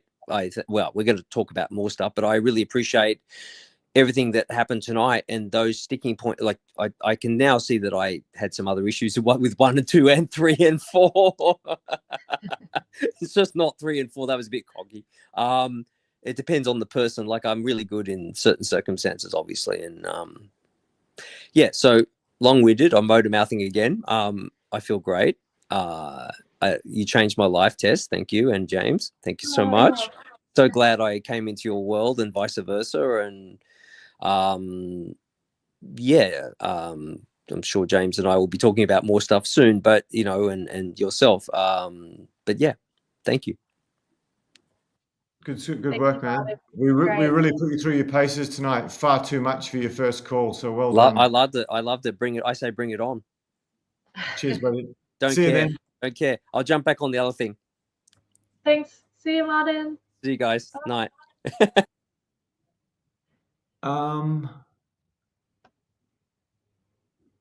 Mr. Anonymous asked, is it supposed to be a date situation? It basically started off as a cold approach and sort of morphed into a date situation. It's not particularly well defined. Sean says, that was great coaching, Tess. Sounds like you have an amazing life. I feel if you were around for my boot camp, would have spoken more. Some great feedback, James. The guys will definitely elevate with these tips. Thank you so much. Mr. Anonymous is asking, is this supposed to be a date? Oh, I've answered that. And there was a very good one. When do we get off interview mode? I'll let Tess handle that first. If anyone's pressing questions for Tess, put them through now. But I think she's got a time limit, which I've overextended already. I think she'll ask you a few questions, but get them through straight away. When do we get off interview mode? When do we get off interview mode? Good question. So I just want to make it clear as well, for the sake of Martin's learning, I don't ask him questions back because that's wasting his time for applying skills. So that might have been slightly unrealistic, but also it is important to get the woman talking and like we say, shine the spotlight on her to get her enjoying the situation. So right in the beginning, you do want her to be doing a lot more of the talking. And when you share in bite-sized pieces rather than stealing the spotlight, what that does is it invites her to engage with you and ask you questions back. So at that stage where she's like, oh, I'm enjoying myself, now I want to engage with you further. That's when it starts to become less interview mode. So as well, just in the beginning part where you're asking the open-ended questions, to stop it feeling like an interrogation where it's just like question and then I respond and then question, and where it does start to feel like an interrogation, you can flesh out your response a little bit more with rewarding or relating or just some active listening as well. So there's a little bit more of that back and forth without it just being an interrogation.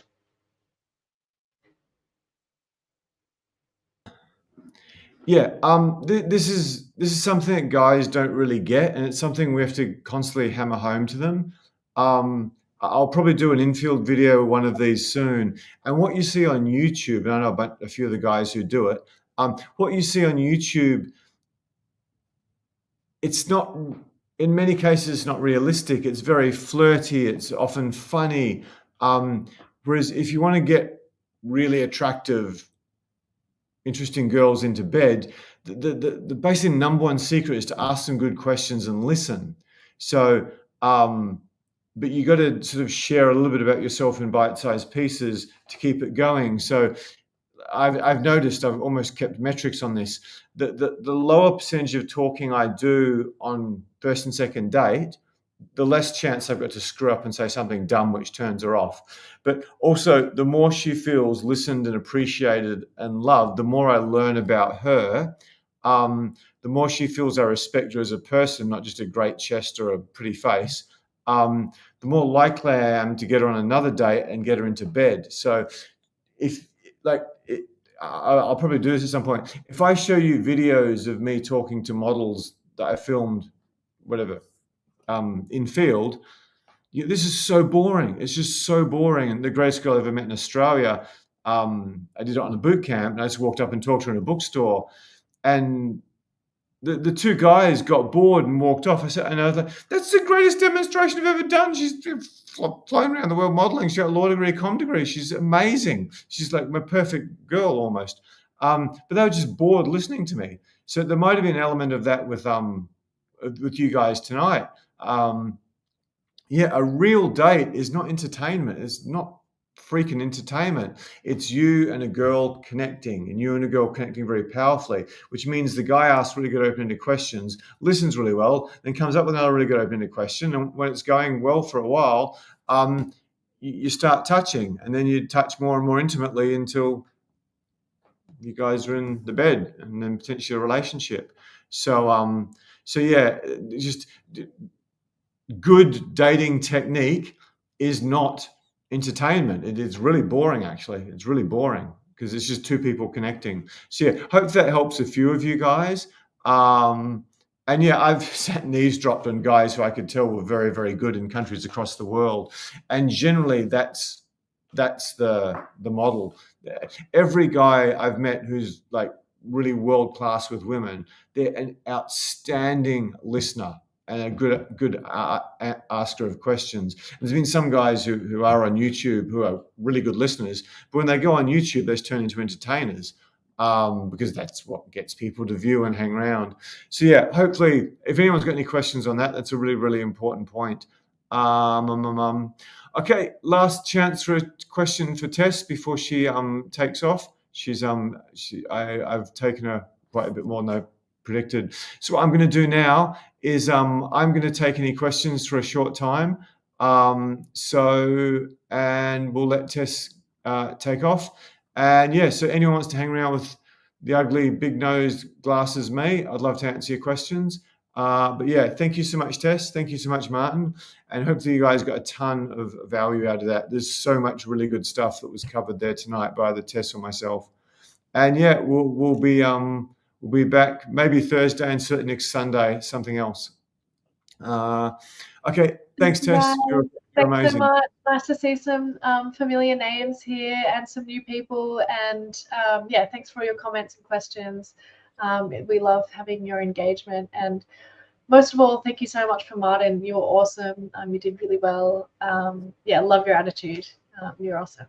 So yeah, see you guys next time, and have a good night with James. If you'd put the new times up, and there's if anyone wants a date with Tess tomorrow, that should hopefully be pretty significant. Yeah, guys. Yeah, if you want to get some feedback, like what we did with Martin, and yeah, it's just one-on-one with me, so it's not in front of loads of people, so the pressure's off a little bit. Yeah, click that link which is pinned in the chat, and yeah, I've got some availability the next 2 nights. So, but yeah, the spots are limited as well. So make sure you jump in, and looking forward to seeing you guys soon. See ya. Fantastic. Okay, we might, if I can figure this out, we might start with a poll just to keep things interesting. Let me just see where we've got to. What the hell's going on? Hello?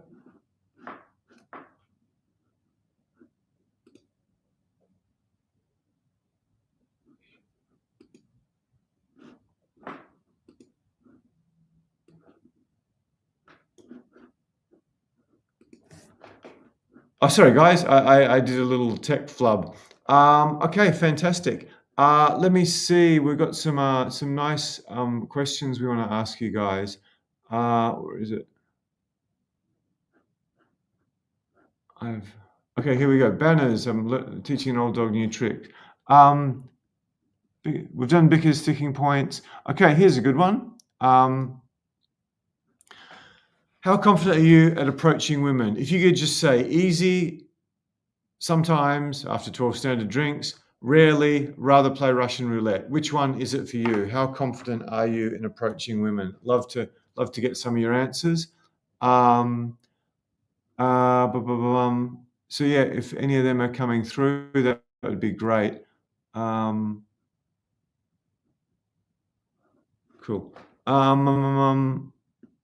Fantastic.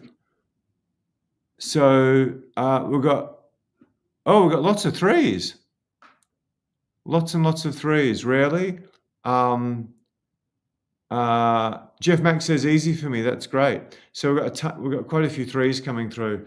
So yeah, what you've seen tonight with Martin is, in terms of the technique involved, is basically a masterclass of all the mistakes the typical guy is making. Martin made a lot of them. He had a bunch of stuff going for him. So yeah, just what we said with Martin. Ask open-ended questions. Share about yourself in bite-sized pieces. Pause is so powerful. Pausing and touch is so powerful. I've definitely been rejected. Occasionally been rejected. Very, very harsh approaching. I've done hundreds of boot camps, certainly well over 100. But yeah, I can only remember one blowout that was really, really nasty. And most of mine have been, oh, listen, we're having a girls' night out or something. And there hasn't been that many of them. Part of it's because I probably read signals better than most. But a lot of it is just that I leave pauses. I ask good open-ended questions. It's so important. It's so important. Yeah, approaching, especially today, is one of the easiest things in the whole world because of whatever the extremes of the Me Too movement, the fact that so many guys are scared of going near women in case something really bad happens because they don't have the skills. It's probably way easier than ever before, and it's a case where women are throwing themselves at men now, which is, never. I mean, many of you guys won't see it, but if you dress even slightly okay, the amount of attention I'm getting at women at 54 is like a lot. It's like huge. It's like huge. If you've got any questions, let me know. I might just do another one of my banner things. I'm learning teaching an old dog new tricks. So what are we doing? Banners. So yeah, most people don't like approaching. What's your goal with women? Why did you come tonight? Why do you want to learn about this? I'm sure there's more entertaining things on than certainly me and probably Tess as well. Netflix, YouTube, wherever else you want. Is your goal to have a bit of fun, get some skills and experience? primarily just sleep around a bit. Is your goal to get your dream girlfriend, within the next 6 to 12 months? That's your main thing to be here. Sooner if you can manage it, 3 months potentially. Or is it a combination of both? So just let me know about that. So I'm gonna have to see what we're up to. I think we've got combination, we've got dream girlfriend. Just see what else is happening. That's great. That's usually one of the most popular ones. I think YouTube's got a lag. We've got combination. We've got dream girlfriend. Interesting. I don't think I should ask your ages. We don't have many guys interested in the sleeping around, which certainly some of the younger guys are, but the older guys sort of realize, oh, that's a lot of work. I mean, sleeping with a lot of women is an incredible amount of work. It's like a full-time job. So lots of combinations. And yeah, so most guys here for fairly genuine motives. The other thing I've got to make, which is a really important point, yeah, if you've slept with, I don't want to say this on YouTube, if you've slept with less than 5 or 10 girls, I don't just mean just had sex with off Tinder or from a nightclub. I mean, had some sort of relationship with them, even if it was just a couple of weeks. Yeah, if you haven't done that, I mean, you're probably going to be a pretty lousy boyfriend for anyone because you just don't really understand women that well. I mean, Tess and I can massively improve your understanding of women at lightning speed, but if you don't have the skills and experience with women, you're never really going to be much of a boyfriend. I think now I'd be an outstanding boyfriend for the right girl because I've made a lot of mistakes and learnt my lessons and got a lot of feedback from women, some of which was just fury and anger and pissed off with me because I lost attraction to them. But some of it had some real merit to what they were saying with me as well. So I might just go through my little polls because I've spent some time on this. I'll probably wrap up after one more question or something. I'm pretty beat. It's been a long one. Okay, anyway, this one. After seeing that, would you like that experience with Tess? Would you like a Zoom date and comprehensive feedback and a written action plan from Tess? This would be really useful for us. Is that something you'd like pretty soon? Is it like, yeah, maybe I'll do it someday? Or would you prefer to go away and do this by yourself? I'd love to know the answer to that. If anyone could tell me. So yeah, did you think actually having this experience with Tess, which we were going to give away for free the next 2 days, it costs you $1,500 on the website, is that something you think you'd like to do immediately, or maybe defer for a while? That would be really, really interesting. I had to keep track of where the last answer was because they come through quite funny. So yeah, YouTube's got some really big lags. That'd be really good feedback for us.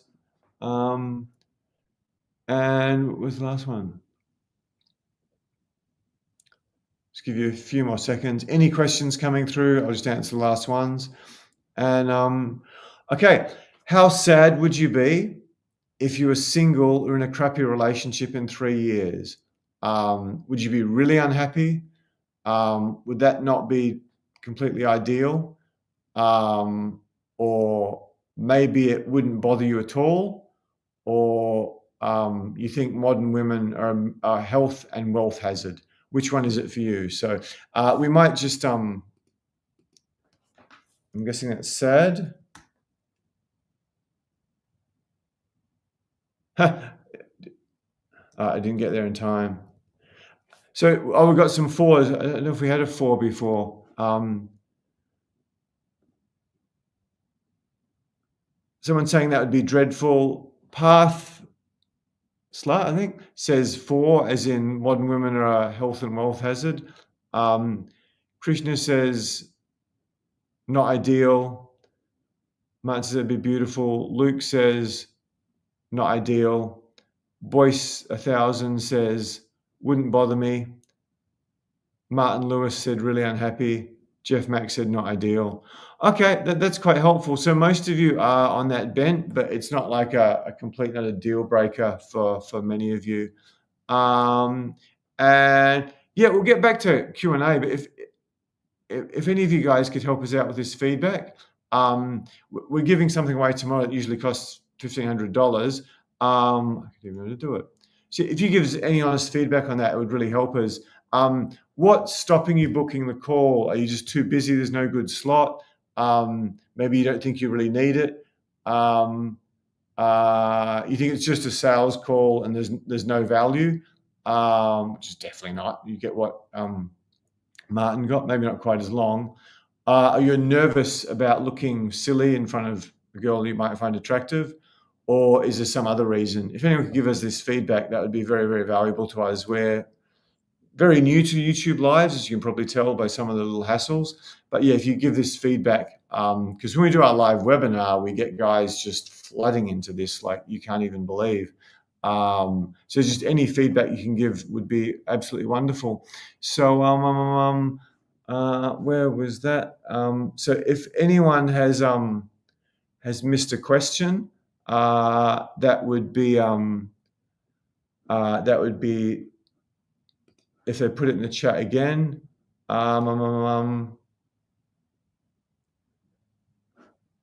And I will quickly answer, how do I rebuild trust in myself after past fears? Sorry, I've done a silly thing with tech. Oh,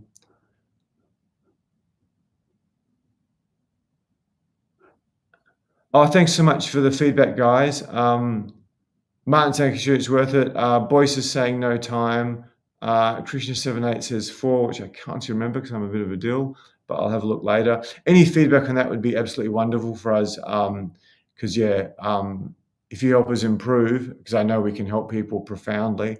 Planning on doing but can't right now. Thanks. This is really valuable, guys. If there's any other reasons that we didn't think about. Isn't a boot camp better than a Zoom call? Obviously, but when we do boot camps because of the Me Too movement, because of the whole, you talk to a girl funny and, you go to jail, or because, just because of the fear so many guys have, particularly if they've got a bit of cash, I started forcing guys to do Zoom calls before the boot camp just to protect us and protect our business so we can use whatever the Hilton and the Meriton, et cetera, et cetera. But yeah, it turned out to be probably the greatest genius, apart from using my girlfriends as female trainers back in 2008. There's a bunch of them.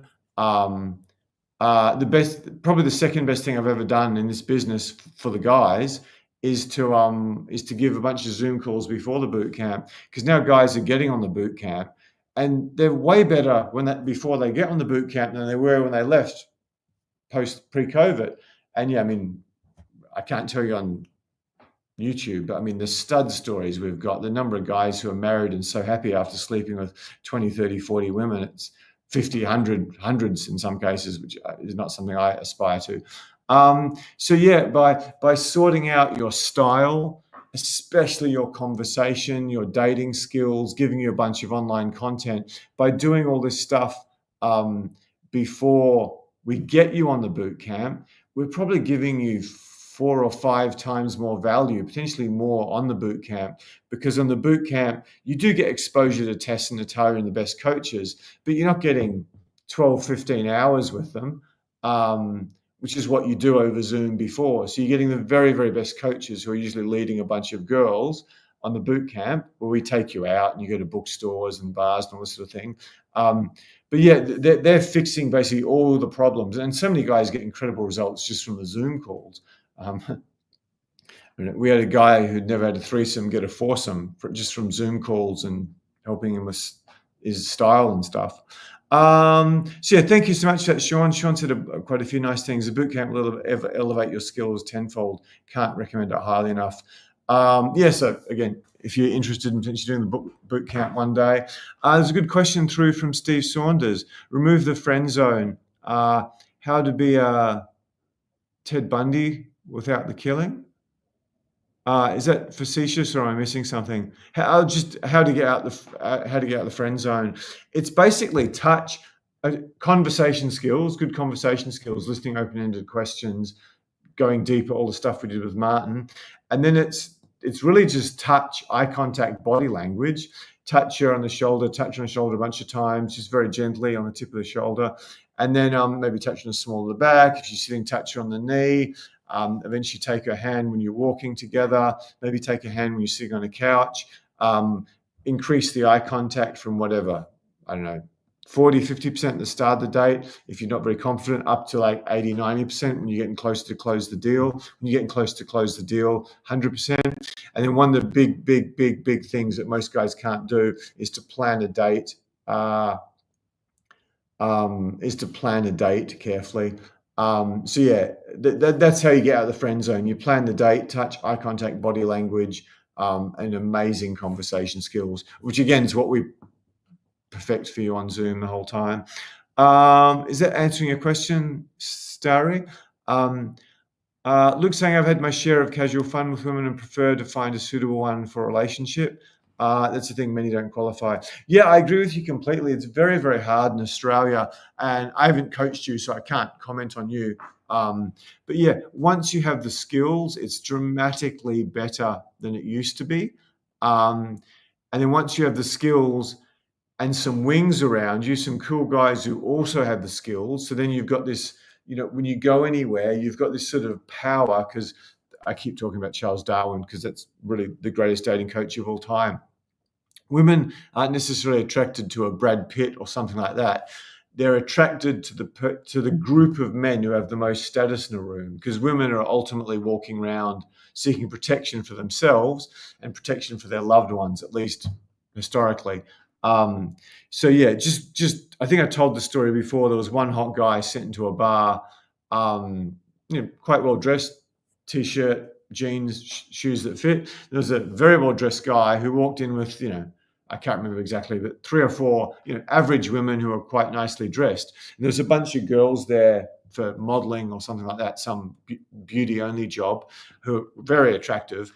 And then the girl who was interviewing them for what they thought was a job, it's actually a scientific experiment, said, "Oh, they're my 2 friends. Which guy are you more interested in?" And every single one said the short, below average looking guy with a sort of hairy back, he wasn't an attractive guy at all. But because he had the girls around him, because he was very stylishly dressed, the women all wanted to meet him, even though he was nowhere in the league cosmetically. So when you've got wings, it makes your journey easier, because you can share, you can deal with a woman's tests, you can deal with the bullshit. You can high five each other after you sort of break through and get all your results. It was an incredible thing for me. Where I am now is the consequence of 2 or 3 main really good wings, where I got to take my skills from basically much better than average to whatever, quite extreme. So that will really help you finding wings. In terms of the high status social group, but also in terms of having someone to go out and practice with, because it's a crazy difficult thing to do on your own. And obviously the skills. Where you find the women, once you get to that level, you need to start moving.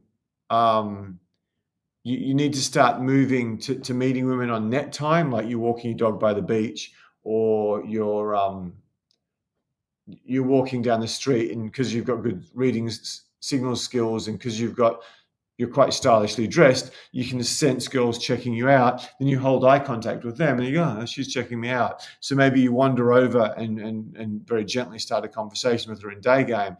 That's where you meet the women of your dreams, equally through your hobbies and interests, which I go on about a bit.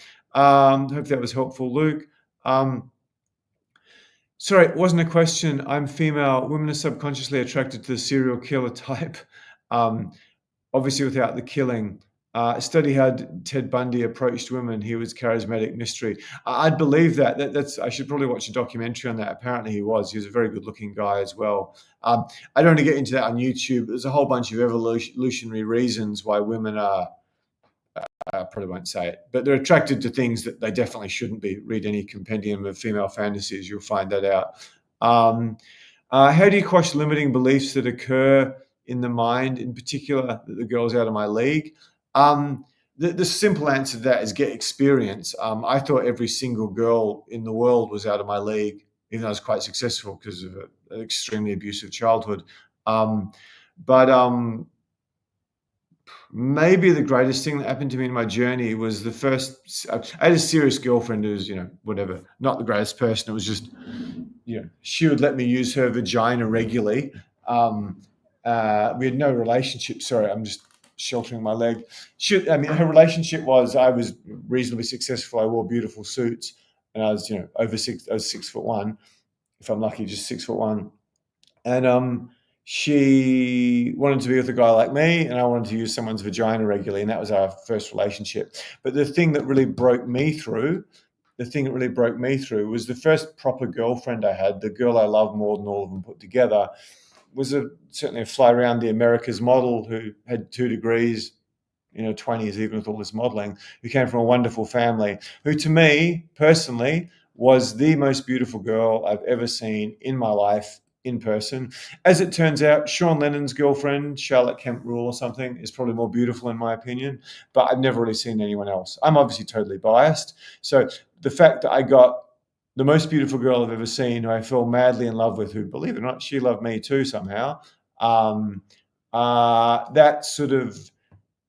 that changed my confidence completely. So from then on, I didn't really think many girls were out of my league. If I'm exposed regularly to extremely attractive women, I just lose pretty much all fear. But if I go a long period of time where I'm not, it does creep back a bit. But yeah, how do you quash the limiting beliefs that occur in your mind that girls out of your league? I said previous one, us men are not limited by our height or our appearance or how old we are. We're limited by primarily our skills and confidence, but our social status. So social status, as I've said before, can easily be faked. I've given the example of just tipping a girl in a cool bar, and then the cute barmaid starts paying attention to you, and all the other girls think she's your friend, and she's after you when she's just flirting with you to get more tips. So you walk into a bar with a couple of cool wings. You don't even need the wings. You do that. Immediately, you've gone from whatever, a 7 out of 10 to a 9 out of 10. So there's a whole bunch of simple techniques where you can manufacture your status to be much, much higher than it was before. So yeah, how do you quash the limiting beliefs? Okay, get proof that you are worthy of that is the answer. How do you get that proof? You get some skills, which is sort of the whole purpose of We're Here For, and the whole purpose of us coaching Martin so long. So skill, like, how do you get confident at fighting? Do you go see a psychologist and go, hey, I'm really scared if someone punches me in the nose? Okay. You've got a kid who's late puberty like I was, and he's getting bullied quite a bit, and you're a loving father. So what do? Do you take the kid to a clinical psychologist and say, oh, my son's small, he's being bullied and he's getting depressed and it's really affecting him. I was wondering if you can give him some counseling to help him deal with all this bullying. Okay, who takes option one? Take him to a clinical psychologist. Kid went through puberty later. He's not that big. He's getting bullied by kids his own age and older kids. How do you solve this? Do you, one, take him to a clinical psychologist? Or two, do you take him to an MMA coach or a boxing coach or a wrestling coach? Which one do you do? Could you guys vote? Which one are you going to do? Are you going to take him to a clinical psychologist, or are you going to take him to a MMA coach? If the guy's being bullied at school and he's small and it's just destroying his life, who's going to take him to a clinical psychologist? I won't say the word for that. It's the same with dating. If you've got inner game issues, some people were sexually abused when they were young, and that's really screwed them up. Like really screwed them up. I've had some experiences with women who went through that I can't even talk about on YouTube because it's the most fantastic effed up thing I've seen in my life. Some people have deep-seated issues caused by sexual abuse, but most of us, I'm going to get in trouble here, most of us in the rich Western countries, our problems are pretty mild compared to kids on the Gaza or kids in Russia and Ukraine or kids in Africa or India where's my food coming from? Will my dad be murdered today? So yeah, we definitely have problems in America, Australia, Canada, England, Europe, and all that sort of thing, but they're pretty mild. Sexual abuse is the big difference. So if you have a problem in an area, get the skills. I could be a much better businessman. Am I going to go to a psychologist to help me with my inner game? No, I'm going to find someone who's much more successful than me and go, hey, what am I doing wrong? How do I fix it? What would you suggest in this situation? So yeah, inner game, psychology, mindset, that's all very important. But in my view, for the average person or the above average person, That's why Muhammad Ali is Muhammad Ali. That's why Michael freaking Jordan is Michael freaking Jordan, because that guy has a mind like almost no one else in public life that I can think of. I mean, Bill Gates is bad at stress compared to Michael Jordan. That guy can just take anything on his shoulders and somehow break through. So yeah, why is Jordan the best basketball player of all time and possibly always will be? Huge hands, extraordinary vertical leap, small feet, but somewhere very, very high on the list is he is the toughest man mentally of any athlete I can think of. If anyone can offer someone to compare, I'd like to know who it was. So yeah, mindset, Muhammad Ali, Michael Jordan, probably Ralph, what's his name? The Eastern European tennis player who's won more titles than anyone else. I can't remember his name. Rhymes with no vaccination. Novak. That guy. Funnily enough, his parents named him well. Those guys are incredibly tough mentally.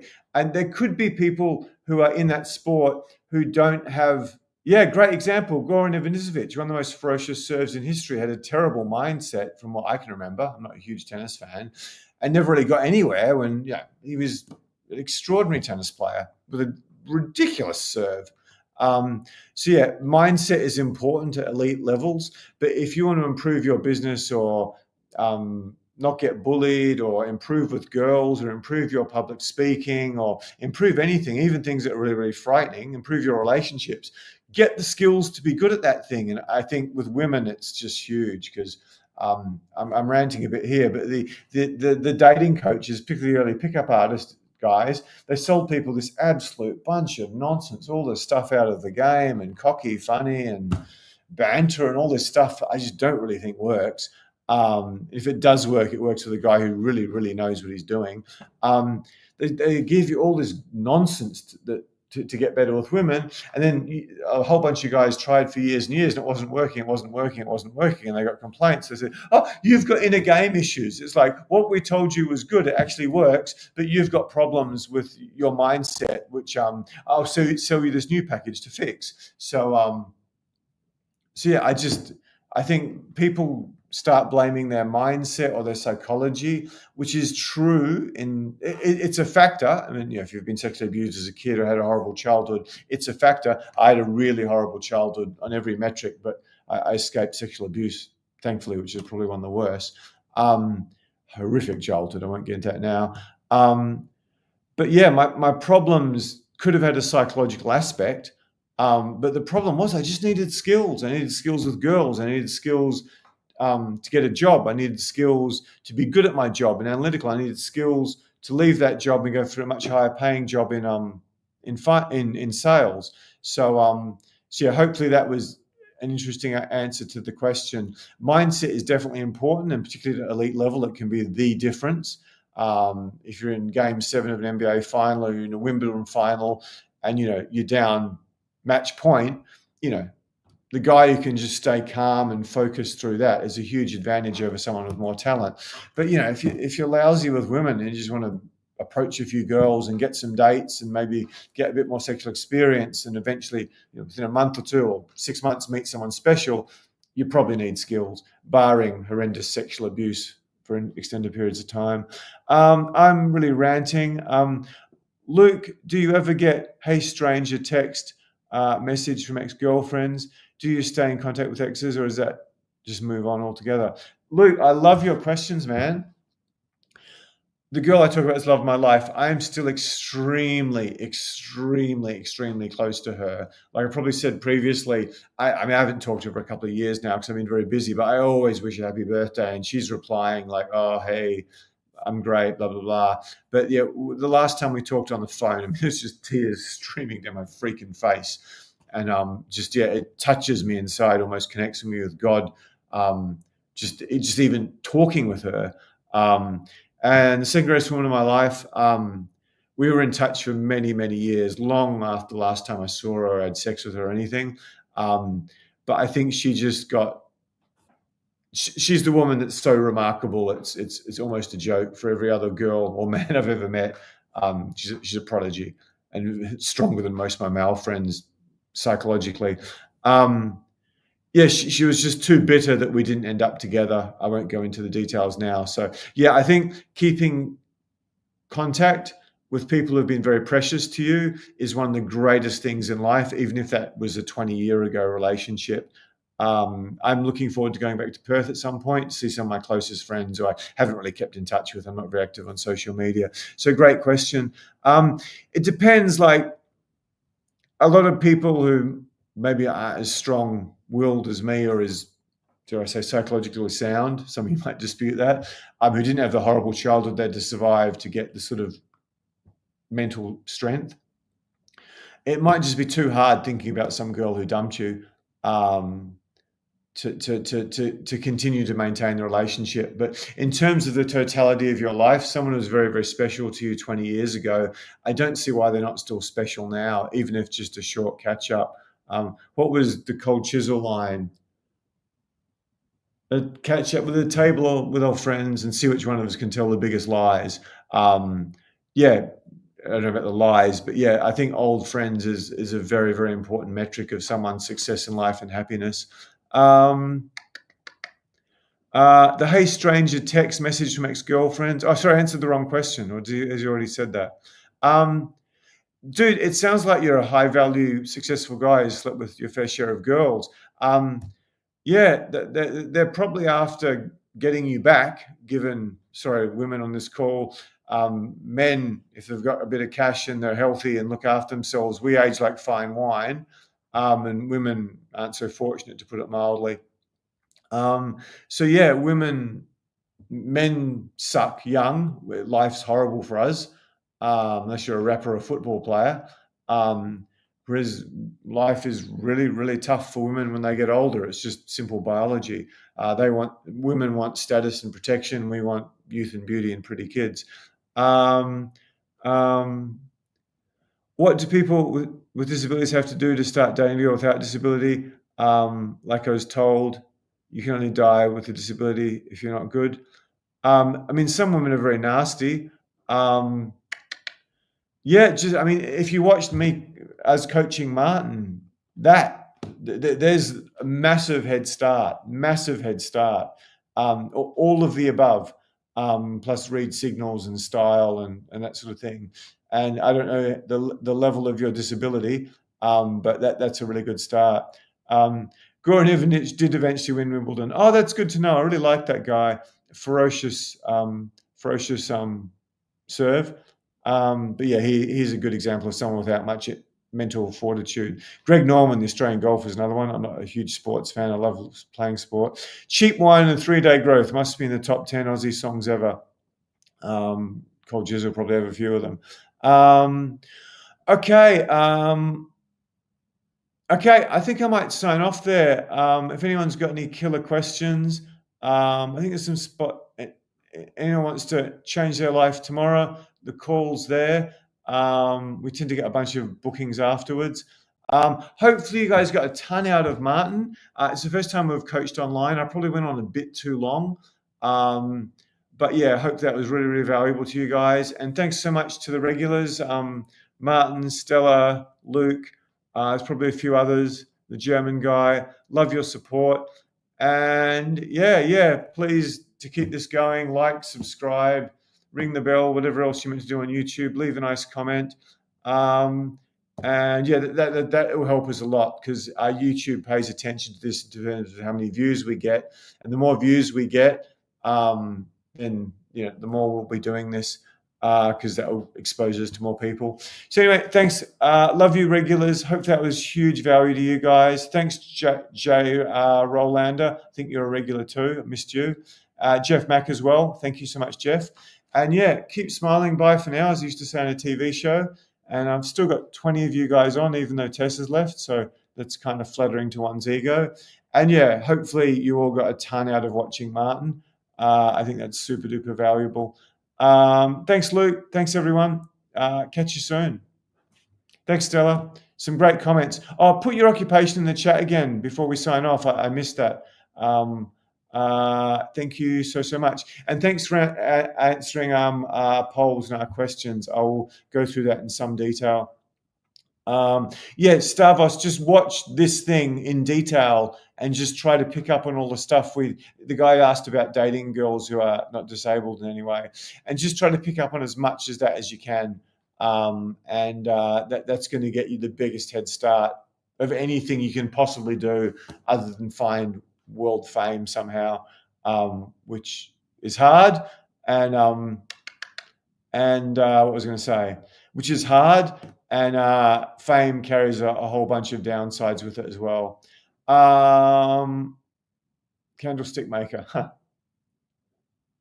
Okay, see you guys. Really appreciate your support. Cheers. It's still got a whole bunch of you left. That's a big ego boost for me. Thank you so much. Cheers. Bye-bye.